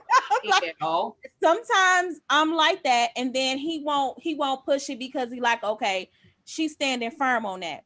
And then there's sometimes where we kind of has been like at a stalemate, where I'm like, I feel how I feel, and he feel how he feel, and we table it, and then sometimes we have to revisit it a few more times after that to kind of come to a negotiation.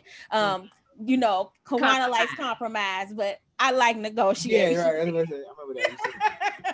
I like your word. Where we okay. Can I hear from Steph though? Can I hear from? Go ahead, Steph? Like a married man on here. Let me hear a married man. Let me ask you, because I never asked this question yet to anybody that I know that's married.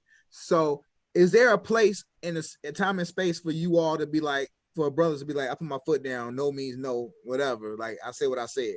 Is that that real? So I'll my 14th anniversary is later this month. Yay! Congratulations. Congratulations. So it's the success of your marriage comes down to your ability to pick your battles. Yeah, I've heard that. Right? Who told you that? And so everybody that's married. If you're that's why I listen. Shit. Go ahead, Steph. And so if you expect, so the problem is there are men and women who want to win all the damn time, and you cannot win all the time. And so there's gonna be times where you know deep down in your soul that you right, and you still gotta let the other person have their way, and then you can come back later and like, don't say I told you so to a woman. Don't do it. Shit, don't say it to no man.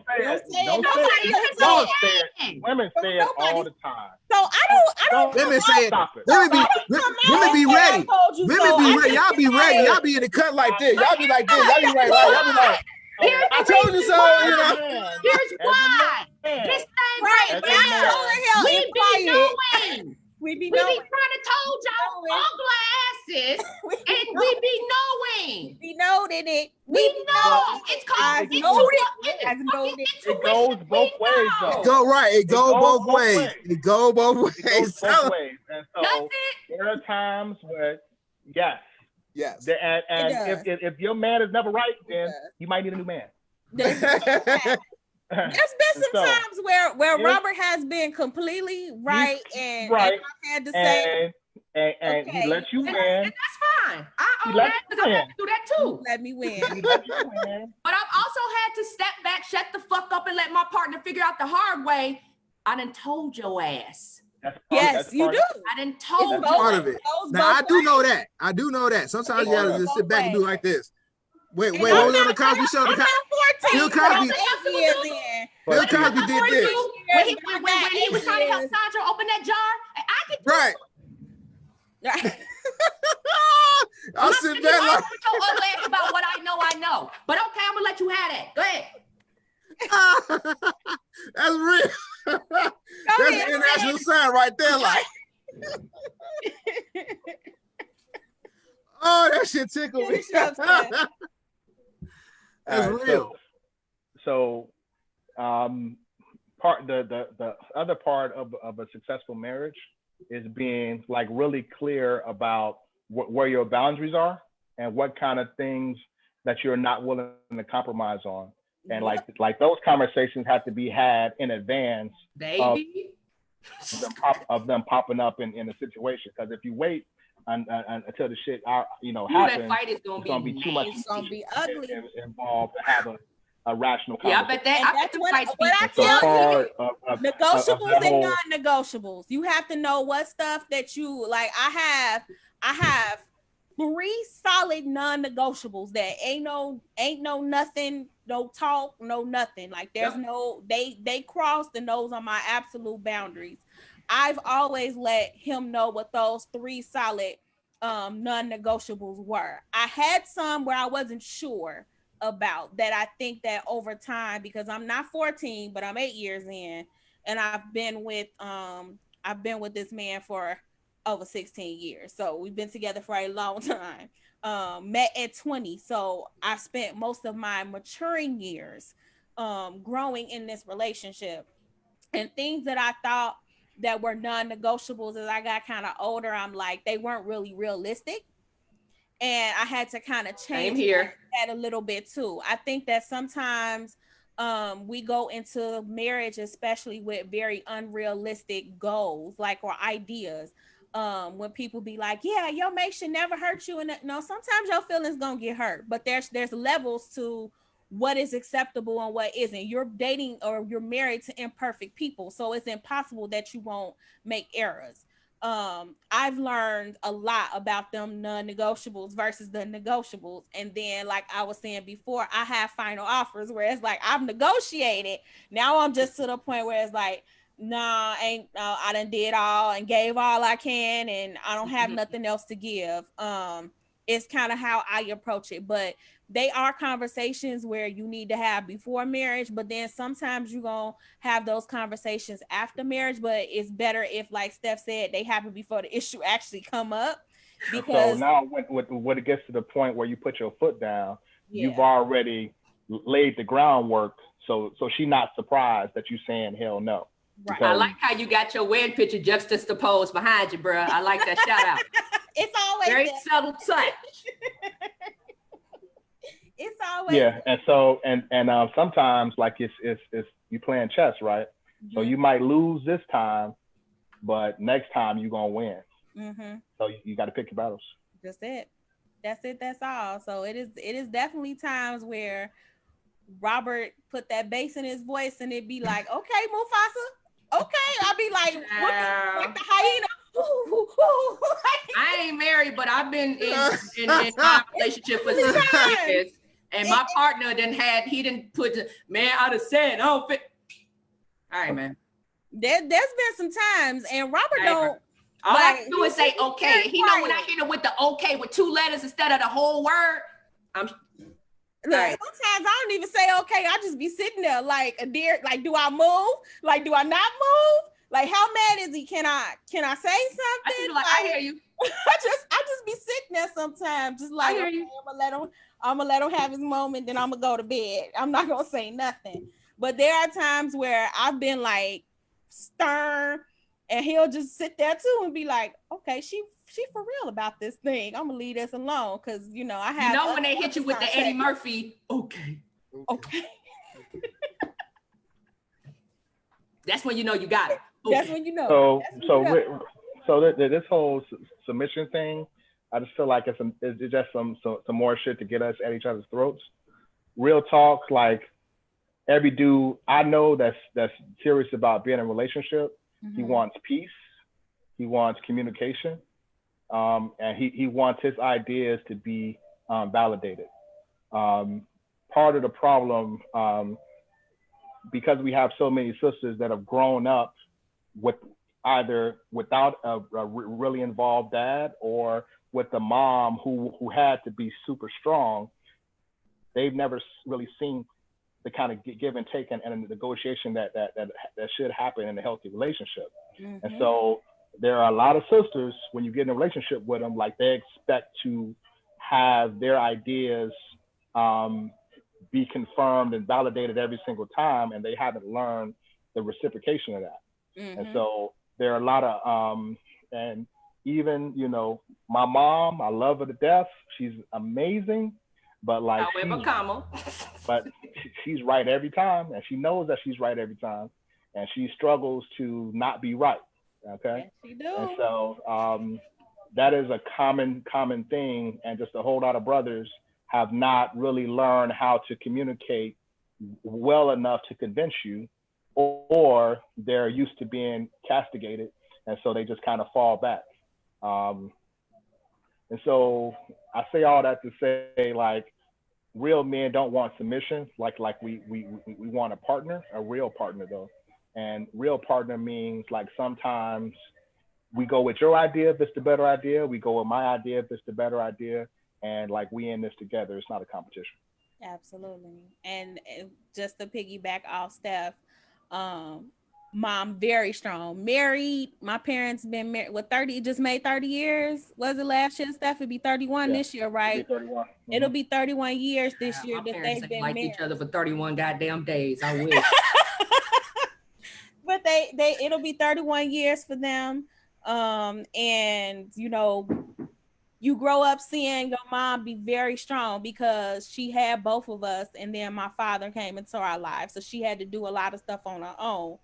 But I tell Robert she comes from a long line of women that comes have from a done things. long line of women that did it on their own and didn't have men too. So that was super imperative for both me and Stefan, for our girls to kind of like understand and have, and especially Stefan, he wanted me to have that softness. That was really important for him. I just remember having tons of conversations growing up with him about being soft like that, and when it's okay to be hard. And what I tell people always, I grew up being prepared or being able to handle if I have to do it alone, because you don't know what your circumstances might bring you. It's not necessarily like, you know, I always knew Robert was gonna be there when we had our kids. I never would have gone through that with him if I hadn't had that assurance that I knew he was gonna be there. So I never had that concern about him being a great dad. But there are many other reasons why women end up being alone, and it's not always because the man left you high and dry. You know, you have widows out here, like all of that. So I was raised to be able to survive if I needed to on my own, but also taught I shouldn't have to, and I shouldn't have to go at it expecting to have to do it by myself. I should want to not have to do it by myself because the load is too heavy. I watched my mom carry some of that burden. So it's like super important. I think a lot of women do struggle with that, and feeling like they have to be strong all the time. I struggled with that at times, even in my own marriage. But you know, one thing about having a good circle, Steph and my sister-in-law, my job, even my parents, you know, my best friend, just people around, my brother from another mother, all of them just kind of circling around you when you married and providing that support and telling you when you're wrong and calling you out on it. Stephen will definitely call me out in a minute if he felt like I wasn't giving Robert his respect.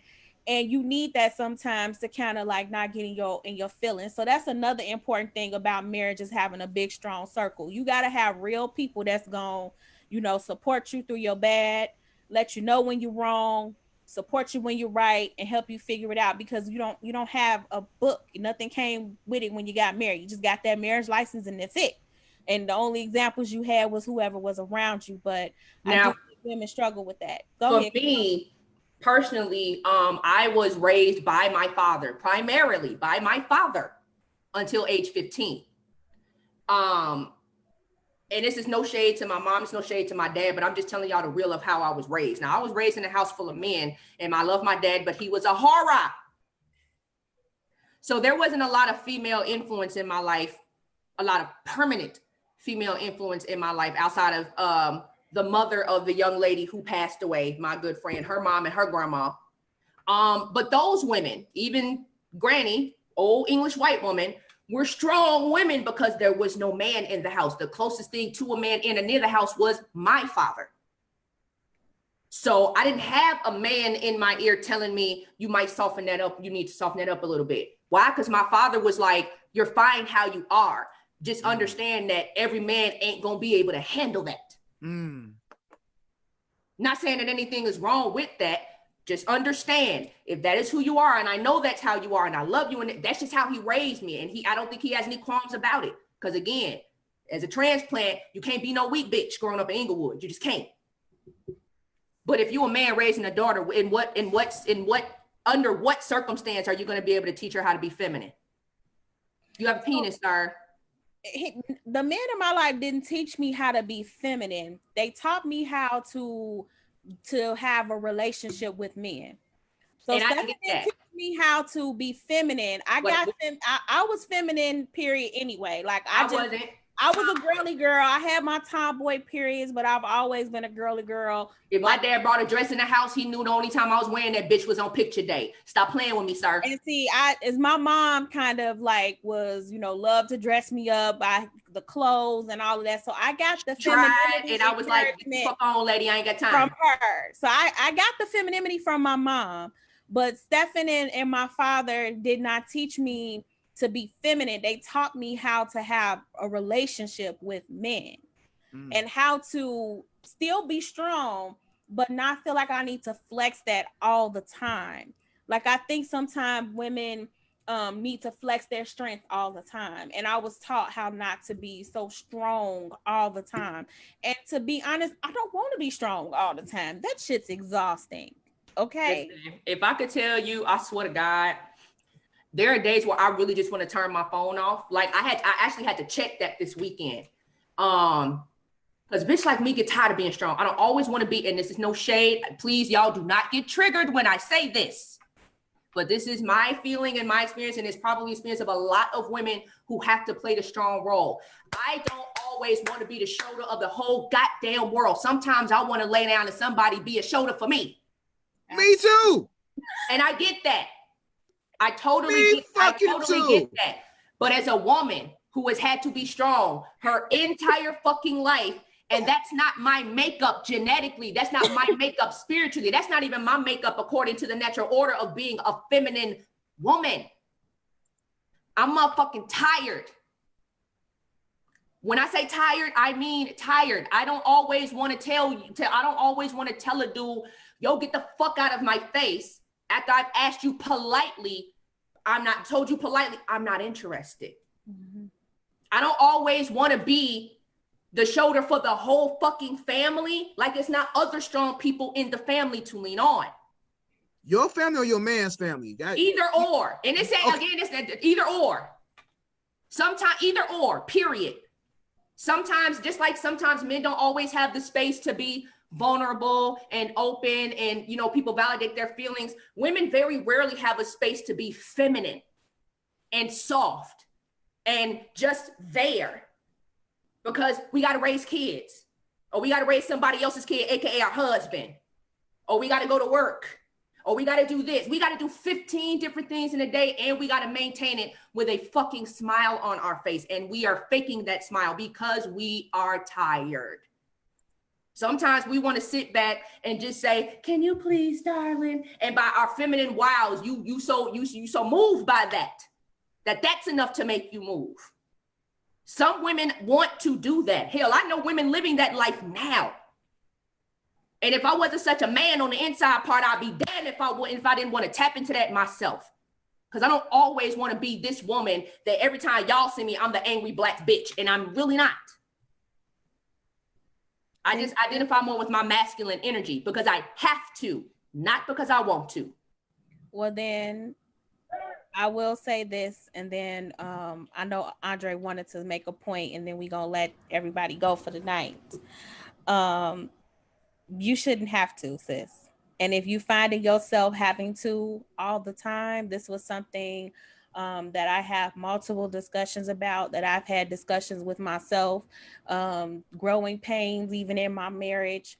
Like when you start to feel like you don't have a space to be that, then it's something wrong with the space. And I agree. And that's just it, and that's all. And you're going to have to prioritize yourself because this Black woman superhero syndrome is killing us. And that's why I turned my phone off this week. Yeah. Because I don't want to throw no shade. I don't want to be disrespectful, but I had a whole death in my family this week. And I've had people in my inbox, can you do this? Can you do that? Can you do this? I've actually had a customer every other damn day. Can you make sure, I had to just turn my phone off. You have to learn to prioritize yourself, sis, and take. I can't be here for y'all right now. Whatever I give to y'all all the time, I don't have it for you right now. Give me a week, maybe more. I can't do it. If you take that as a fuck you, fine. Take it how you want to take it, but I need it for me right now. And a lot of women really do feel that way. Not just me. It's a lot of women out here who are just legitimately tired of carrying everything. You can't be feminine. You can't operate in that kind of essence if you are carrying the world, including your world, on her back. And society has required that we do that. Let one of us not want to be a mama. Let one of us want to have a babysitter. Let one of us not want to deal with our husband or not want to be married. We are the bane of the fucking world. Something must be wrong with you. No, I'm tired. I just want to be. And sometimes as a woman, just being does not require doing anything other than just being. Again, you're going to have to make that space. And I'm just telling you that, sister to sister, you're going to have to make that space. Because a lot of times, too, it's not going to necessarily be given to you. And if the space is not conducive for what you need, then you got to fix it. Last thoughts, gentlemen, before we head out for the night. Andre, I know you had a couple times in there. I'm surprised you didn't raise your hand on his Zoom. What are your closing thoughts after 2 episodes of, you know what? I can see, look. You're doing. Well, one thing to speak to what Kawana said about what she's going about. I'm a pop culture person. I reflect everything to TV, movies, cartoons, songs, whatever case may be. I'm a geek like that. What she's talking about reminds me of Terry on Soul Food. Mm-hmm. That person who was a go-to type person for everybody and everything. That being damn right. And she had to deal with a lot of that because she was conditioned into that from youth into her adulthood because she was the responsible one. She was the one who had it together appearance wise or whatever, structurally and everything like that. And yes, she had her own set of issues. She had her own problems. She had her own stressors, but people did not see that because all they saw, all they wanted to see, or they wanted to perceive was the professional side, the together side, the smart side. This is the side that when I need her, she gonna be there. So, right. So with that being said, the key word is boundaries and understand that society's definition of you is not you. Fuck society. No one made that official. No one makes it official. We just claim it because that's what we know. That's what we have. We have a right to define ourselves and make ourselves and do whatever we're going to do. If you say no, if someone wants to have an attitude with that, or they want to claim a certain thing, or they want to feel a certain way about it, let them. Problem. Let them. Like I had to learn that myself. So I'm saying that, for a sister's perspective of, I know women, you all, it's not your fault that you hadn't be educated, grounded, opinionated, whatever the case may be. That's your life. That's what was gifted to you. That's what you're blessed with. You're blessed to be that person. With that being said, you only have so much before it's empty. Hold on a minute. Right. Yeah. I'm like, I hope it's in the part. I know it's something in there. But it wasn't quite empty. Right, it wasn't quite empty. You ain't quite empty. We had a couple drops left. Drops, but it's empty. You know what I'm saying? So you have time. So you have time. You need to have time to fill it back up. Not even halfway, but to fill it up. Cool. Because even if you fill it halfway, you still coming up short because you pouring all that back out before you even get a chance to fill it up again. So wait till it's filled up halfway. If that means cutting out people, that means, doing what you got to do for yourself. Like Sante said, do it. The ones who understand will understand. The ones who don't, let them be mad. They can't whoop you. Let's go. Who gonna check me, boo? Who gonna check me? At the end of the day, who gonna whoop you? Who gonna come at you about it for you protecting yourself? Because you do a lot, especially being a Reiki master. You know what? If y'all don't stop with these damn raised hands, I'm gonna flip over everything. My head hurts. Y'all keep smacking me and I can't take it. I got you real quick. So I just want to pour that into you. Okay. I want to pour that into you. I want to give you your flowers and say, hey, you have to do your thing for you. You have to mourn. You have to re-energize. You have to reinvigorate yourself. Do it for you. They'll be there. They're going to fucking be there. Trust. You know that. We all know that. Let them be there. You do. You come back refreshed, and then it'll like nothing fucking happened. Now, flip it onto the brother side. The same thing applies to us. We get tired too. We hold burdens too. We hold everything shoulders too. The problem is we really don't have the kind of release. If I retreat into myself, which I have done, that is a form of depression that I may or may not be able to pull out of easily. Or identify. Or identify, or, pull out of. I know I've been through my emotions. I know I've been through my times of being in the house, want to go out, but not really want to fuck with nobody, and start feeling self-loathing, self-doubt, all the self that's negative, it comes on you, and you don't really have an outlet to pour stuff out. That being said, therapy helps. Therapy helps. Therapy works. I'm crazy as hell, y'all. I'm in therapy every other week. Yes. I did my therapy. I'm be look real quick. My therapist, who I was set up with, was fine as hell and was distracting. I didn't expect that to happen. So I didn't feel exactly 100% comfortable telling her everything because I was like, she was very fucking attractive. I was like, damn, why? And now I'm thinking like now I'm thinking to myself like Sopranos. I'm in there like Sopranos. Like, I don't feel like telling you everything. I need another therapist. So I am looking for another therapist. I don't want them ugly, but I do want them, to be not like her. Have you considered a male therapist? Right. Never. And here's why I ask. You should have a male therapist. Here's why I ask. A black you calling me a man whore? As a clinician, what I know to be true and what I know for a fact is this. People relate to their genders more than they relate to opposites. The only time they relate to the opposite gender is if it's a mother figure, father figure, a mentor in that respect. But when it comes to people that you want to confide in, you want to confide in someone who you feel like you can relate to you. If I don't have no penis, I can't relate to you the way you need me to in certain cases. I'm not saying that I would be ineffective, but how much more effective would I be if I were a male who actually has been through this shit, right? I don't know what it is to be a black man. I don't know how hard that is. I don't know what that struggle is. I don't know what blue balls are. I don't know what it is to feel like what it is to be rejected. I don't know none of that. I also don't know what it is to not feel heard. Well, I do as a woman, but not from a man's paradigm. I don't know what it is to not be validated. I don't know what it is to not be wanted by my own women, but these other women in these other races, I don't know what that is. But a man does. But men tend to. I second that. I really do think men therapists, I think men get more support from someone that's like them. Yeah.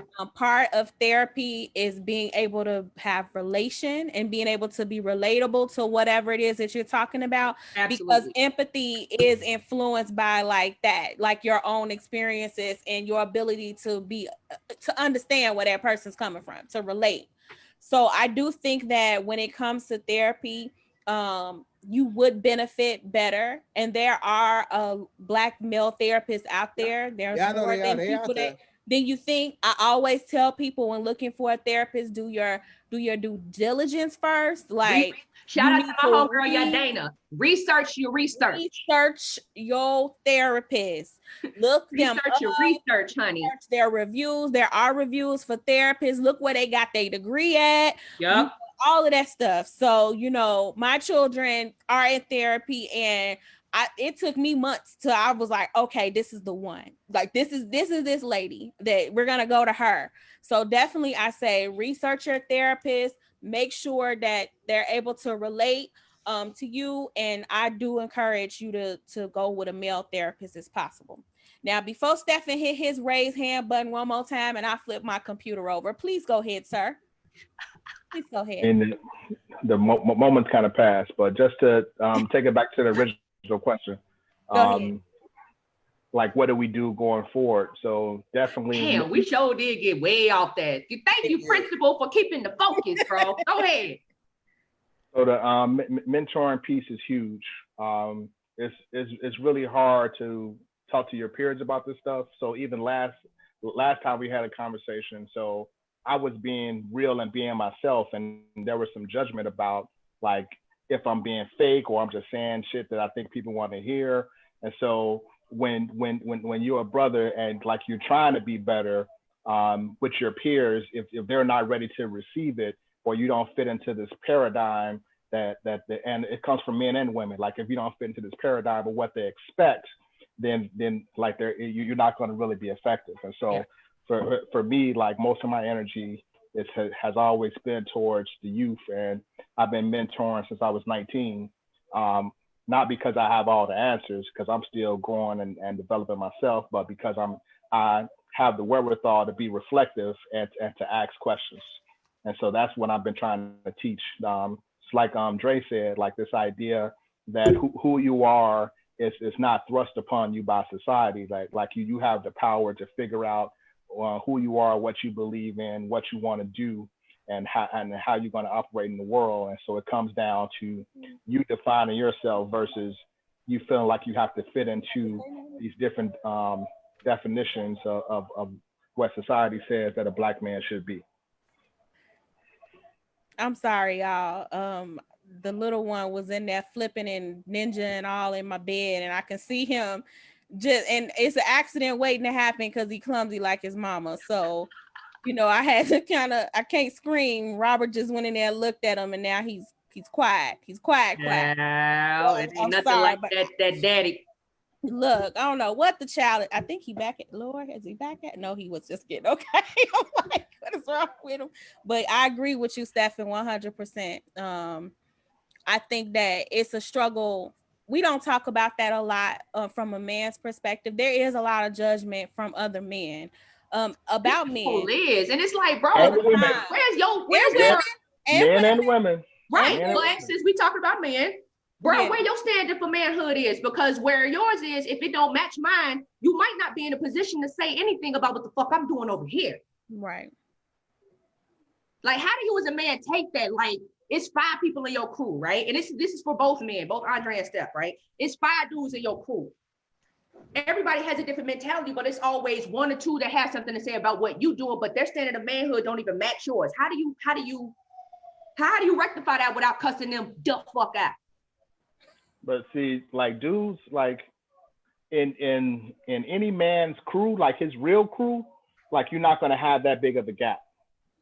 So it's gonna be a lot closer. Like you don't get that tight with somebody at our age where there's that big of a gap. So that person, like you might play ball with them, you might go to the bar with them, but they're not on that level where like they even know enough about what's going on in your personal life to even have an opinion. Mm. We don't even. Dre, you yeah, my bad. I said I didn't have a hand. I don't know how to do it. I said you know about them, but you just don't fuck with them. You just deal with it from a distance. Y'all can hang out, drink beers, and kick it. But as soon as certain things come about, that's not the person to rely on, to confide in, or none of that. Right. That's not that guy for that. Yeah. And like the other piece, which we've been talking about the whole time, is dudes don't sit around and talk about each other's situations like that. Like that's something y'all do. Like we don't do that. We just don't.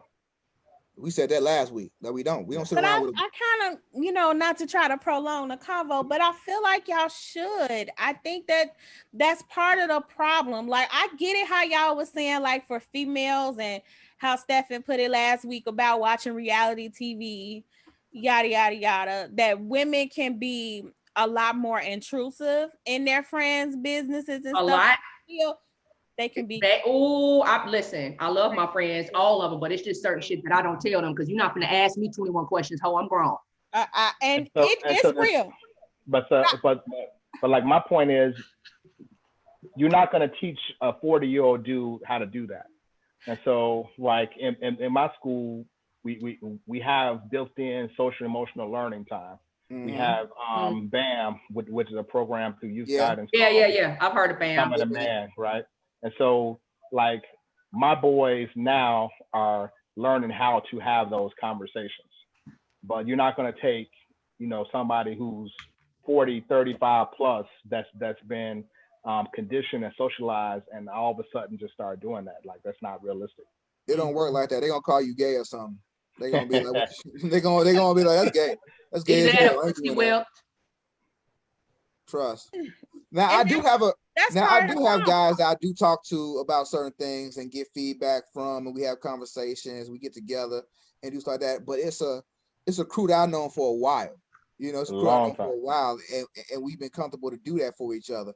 But I know nobody else gonna come in new and like get in that crew. That's not for that's not for them. You know what I'm saying? And even those conversations are still not about feelings. Like, it's about this is what happened.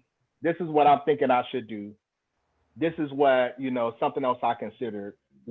What would you do in my situation? But it's never right. There you go. That's what we ask for. That's how we relate. In the circle, niggas just telling their business and asking for advice. Are you kidding? That's it. And I just feel like that's the problem, because it's so devoid of feelings. And it made me feel this way.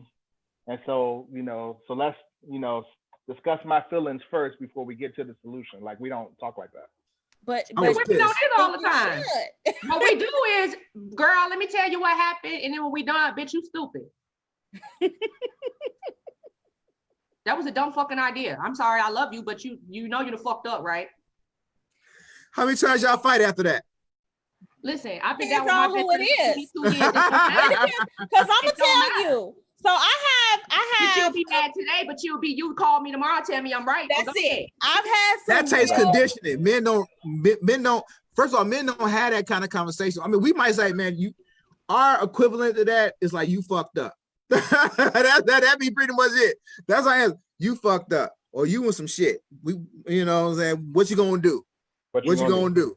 And then we talk about that, and they be like, well, you can do that, or you can do this, or whatever. But then all the other stuff, that's almost like fighting words. Like, fuck you. You know what I'm saying? And then, how many conversations have you and I had about our friends where we didn't fell out, bitch didn't talk to me for 2 weeks, we ain't talked in years because I done told you, bitch, you stupid. Right. Take too much energy for. We don't do that. How many times? Look, I've had some conversations. So I have like a couple of main friends that I talk to in depthly. One that I'll talk to more in depthly than anybody. And we've bumped some heads before about some stuff and been mad for a day, but then we'll always come back and talk about it. Even me and Kawana, like, I've said some stuff and Kawana been like, I need some time. I need a minute. But I think that what it matters in those dynamics too is knowing the person that you're talking to. So like that friend that, and that I can have that disagreement with, but come back and we talk about it. I know that we can do that and we're going to be okay. There are some friends that my relationships ain't been the same since. I done had kind of. Baby, I had to block a bitch last year because she thought I wasn't finna be me with her. I'm like this with all my friends. And so you can, but what I've learned to do, Stefan, don't start with you know what? Look at my forehead, bro. Can you cut it out? I would deactivate this hand raising thing from the Zoom the next time, because y'all the hell out of this hand raise. I need to say so. Wait, let me say something. I wasn't even finished my thought.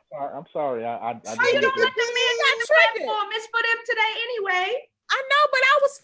So I'm getting a voice. See, this is stuff we was talking about a minute ago. I gotta be subservient and stuff, right? I gotta be quiet and be submissive. I have heard my sister, my wife, and other women I know express out loud. Because you got 4. You got 5 sisters. Express out loud. Go ahead. Express out loud that you have tried to give someone some advice. True. And they end up just doing whatever the hell they want to do anyway. Absolutely. Baby. And so men know, we've already accepted that I'm not giving advice unless it's asked for, because otherwise he don't really want to know what I think anyway. So if you had let me finish my point, I was going there, but you wouldn't let me finish. I Mr. West, I'm gonna let you finish, but you know, I got the better point of the night. That's how I'm gonna give Steph a thumbs up for that conversation. You know what? Let me but that's actually a very valid and very logical point. But that's the thing. I've had to learn that, and now I always be like, am I listening? Or are you asking for my advice? And even now, once I give my advice, I don't expect anything from it. Because I know at the end of the day, you a grown ass individual and you're going to do whatever you see fit. It's as a counselor, the best thing for you or not. Unless I'm your people, I tell you, hey, bitch, stop doing that shit, Joe. And this is why. If I'm your people, I'm going to do you like that. Right. But even as a counselor, what I understand is I could be your people and tell you that you're going to do what the fuck you want to do. And I'm going to be up mad at you. You're going to be resting fine up under that dick I told you to leave alone 2 days ago. So at this point in my life, what I've just chosen to do is listen. Especially if I don't necessarily agree with your decisions. It ain't for me to agree with or not. It ain't my decision. I don't even get that. I get tired of trying to tell you, I don't agree. It ain't for me. I'm just, okay, I'm gonna listen to you. I completely don't get that invested in your decisions no more because ain't no point. It's your decision. So if you ask me my advice, I'll tell you what I think. And don't be mad when I do, bitch. And that's it. And when you do what you do. So Dre, it sounds like the masculine way was correct. You know what? I'm finna end this.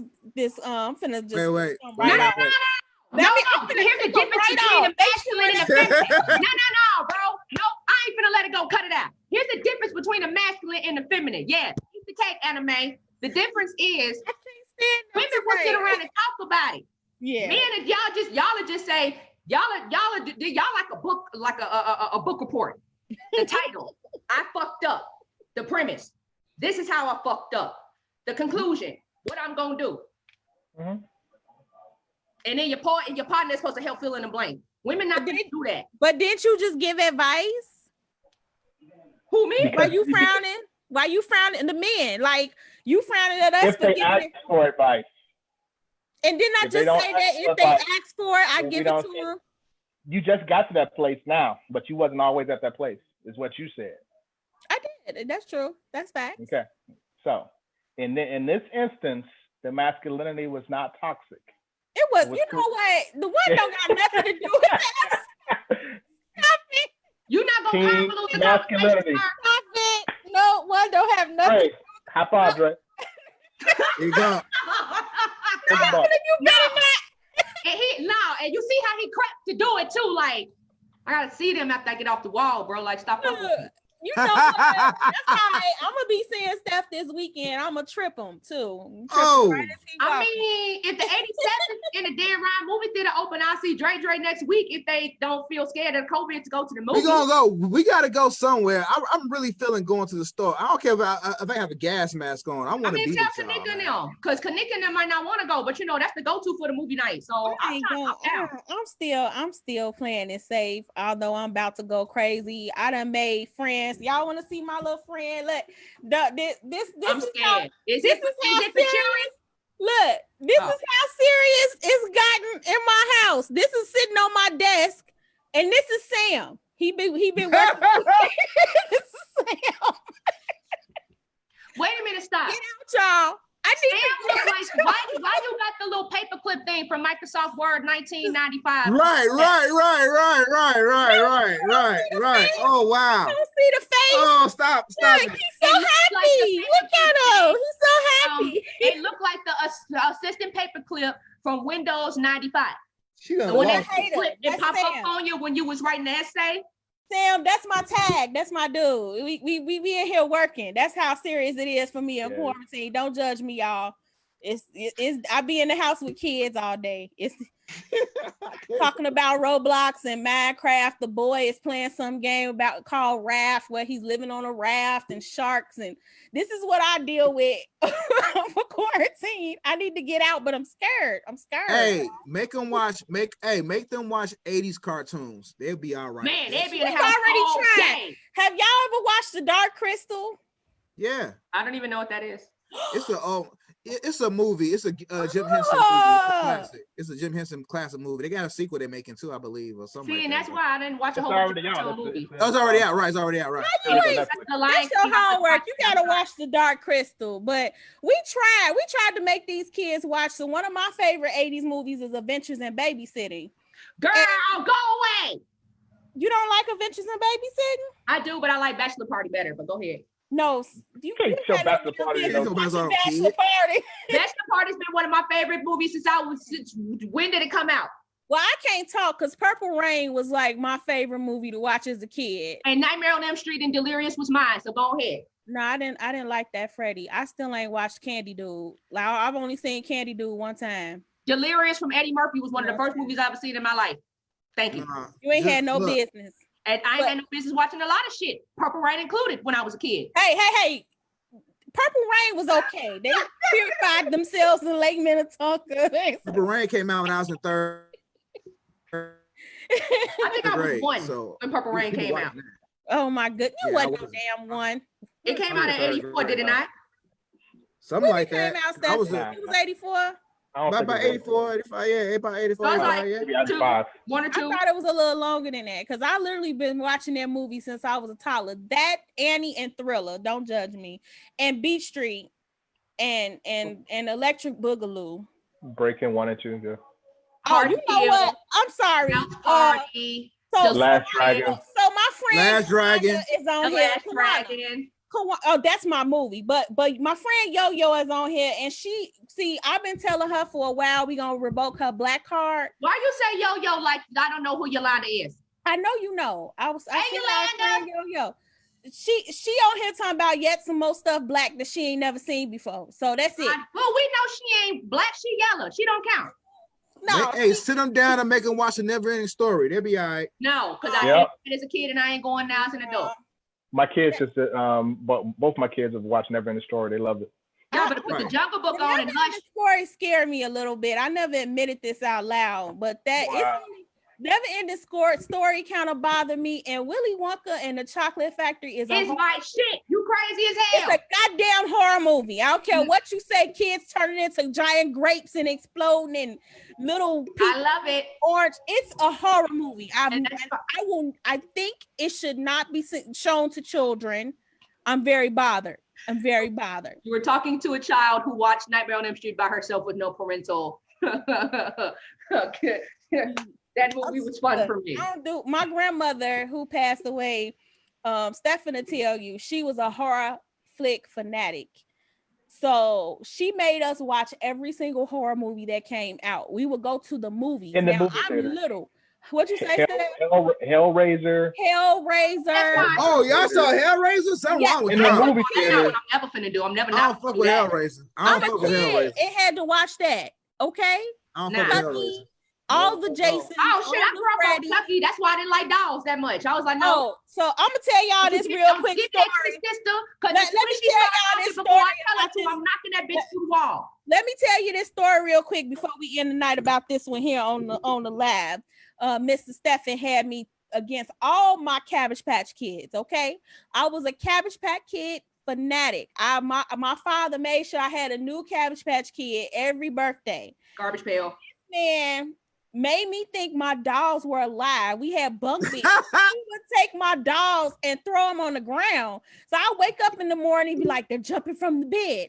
They're alive. Like they're literally alive. So I literally thought all my Cabbage Patches were alive. I took them all, put them in a garbage bag and stuffed them in the closet. He says fake news. Of course he does. I'm not listening to no big brothers because my big brother told me they found me in a garbage can with a bunch of gorillas, and that's how they adopted me because the gorillas tossed me out because I was too ugly. So no, I'm not listening to nothing that no big brother say. Not never, ever again. And the man told me. So one time I got dehydrated because I swallowed a watermelon seed, and he told me it was gonna grow in my stomach and I was gonna explode. So my mother literally had to take me to the hospital for dehydration because I refused to drink water because I thought that it was going to grow and I was going to explode. Okay? How in the hell, Yolanda, you done seen Tales from the Hood, but you ain't seen Never-Ending Story? Serious, like we're not paying. What is it, Andre? What is it with what do you want? I was just co-signing on that whole watermelon thing because I can't believe you fell for that. That's all. He was my big brother. I believed him. He told me Deion was horror to me growing up. And I believed him. You know, Deion Jermaine Taylor tried to kill me several times in my sleep and while I wake. No. Listen, I'm gonna give y'all the stories. Every kid should watch the following movies, and it'll help them out in life. Never Ending Story, The Explorers. If y'all know about The Explorers, I don't. Look up The Explorers. It is a good children's-based fantasy movie that's like before its time. Is it like Dora? Like Dora the Explorer? No, Diego there? Long story short, it's a group of friends who experience a dream, and it's a mutual dream that ends up taking them into space. Long story. But Inception? Is that you? No. Explorers. It's like the Goonies in space. Right. It's like the Goonies in space. I love Goonies. Yeah, the Goonies. Goonies on the list too. Goonies on the list. Goonies, Explorers, Never Ending Story, because I watched them all. Mm-hmm. Okay. Flight of the Navigator. Oh my gosh, Stephanie. Yeah, I've only You have to let the kids watch Flight of the Navigator. Boom. I've only seen it a couple times, but we definitely watched that movie. I saw that at the movie theater. Flight of the Navigator. They should bring that back. They should bring that back with new technology. Totally kill the game. That's all I gotta say. I'm gonna listen to y'all because I don't know what the fuck y'all talking about. I'm out. See, you even worse. And for the girls, Rainbow Bright the movie. The fuck nah. Yes. Nah. And they're young, they can watch the Care Bears movie 1 and 2. I could do the Care Bears, but not Rainbow Bright. I'll even do my Care Bears movie. We watched all of that growing up. I'm good. Pippi Longstocking, not Rainbow Bright. Oh, so the Pippi Longstocking movie got me in trouble. Why? How? You see, Stephanie trying to hold in a laugh. He trying to hold in a laugh. The part in Pippi Longstocking where they had the brushes on their feet and all the suds, I just wanted to try that so bad. I bet you got your ass. So I did, and it got a little out of control, and people came home a lot quicker than I expected them to. You know, we were latchkey kids, and it just was not good. So that's crazy. I don't watch the Pippi Longstocking movie no more because it's a bad influence. It's a bad influence on. That's why we just watch horror movies. We just knew not to do that shit. Yeah. Killing is wrong. I'm telling you, I only seen Candy Dude one time. I ain't gotta ever see it no more. You ain't supposed to say all that. Candy Dude. Oh, you can't say. Oh, wait till the new one come out. Y'all know the new one coming out. I ain't watching it. I don't care. I don't With care. Jordan Peele? I'm not watching it. I'm not watching it. The new one coming out. I'm all over that. We just ain't finna say what the name of the title is. I'm gonna show their ass a card. I don't want to see it. We all over that, Kwan. We all over that. We gonna go see that. Yeah, but guess what? Guess who not ordering their motherfucking tickets out loud? I'm gonna come with a motherfucking sign that says, "May I please have one ticket for that nigga over there?" And I'm gonna point to the poster because I ain't even gonna write his name down. You got me fucked up. The man with the bees, the bee guy. That nigga over there with an arrow to the poster. Y'all bad. I ain't watching it. Well, we gonna wrap it up, guys. Yeah, I had fun. I had a great time. I had a great time with you guys too. Hopefully you'll come back on for future episodes because we're gonna go into other things that I think having the male perspective is super important. So thank y'all brave souls for being a part of it. We put that birdie out there before. I was like, if you're interested, and nobody was biting. So we glad that we had 2 people come on out here, and I couldn't have picked better men to share this topic with. So thank y'all for coming out and sharing your thoughts. And I hope that we planted some seeds today, and I enjoyed both conversations. Go ahead, Steph, hit me up on Facebook and add me, okay, bro? Yeah, bro, for sure. Shit, I thought y'all had already did that. Hell. No, we talked about it, but we didn't get a chance to get his name on everything like that. You know, Andre Russell, whatever. Okay. Yeah. Well, I'm friends with you on Facebook. Can you make a friend suggestion or whatever? Yeah, do that. Okay. So then, we'll make that happen. and keep us updated on Dreezy Claus. We enjoyed your live over the weekend where you read the book about hurricane. Yeah, it was great. I watched it with the kids. We enjoyed it. Keep doing stuff like that, Dre. It's wonderful to see. And I'm just glad to see and know two positive Black men that's trying to change that narrative and change the way we do things out here. So thank y'all so much for everything you do. For sure. And thank y'all for watching us out there and holding in with us. Very quickly before we air off, what I would like to thank the gentleman for is being willing to listen. Being willing to listen. Because let's be fair, this was when we came up with this idea, it was not solely for a dialogue, but as women, we just don't, it's some shit y'all do that we just don't understand. So there were certain parts of the conversation where I in particular felt it more pertinent to listen to you all. Because you can't, if you don't understand something, you can't get that clarity if you aren't listening. And you can't do that while you're talking. You know what I mean? Yeah. On the other end of that, because you all were given the platform, we didn't want you all to feel like we were attacking you for any reason, or your manhood, or anybody's manhood, when we express our experiences of some of you some of the time. Because sometimes that comes off as super criticism, and that's not what we wanted to do. We wanted to facilitate a conversation where you all's feelings are validated, but you all understand y'all's, you know, this thought process that you have, this is how it affects us, and this is how it comes off, this is how it presents. May not be what it is, but this is how it presents. And the fact that you all were actually willing to listen and acknowledge, not even so much acknowledge, but just listen, is I feel like they acknowledged too. And so right. However, from them, they acknowledged. True. However, I will settle for the listening portion, because sometimes we can't get past that. Mm-hmm.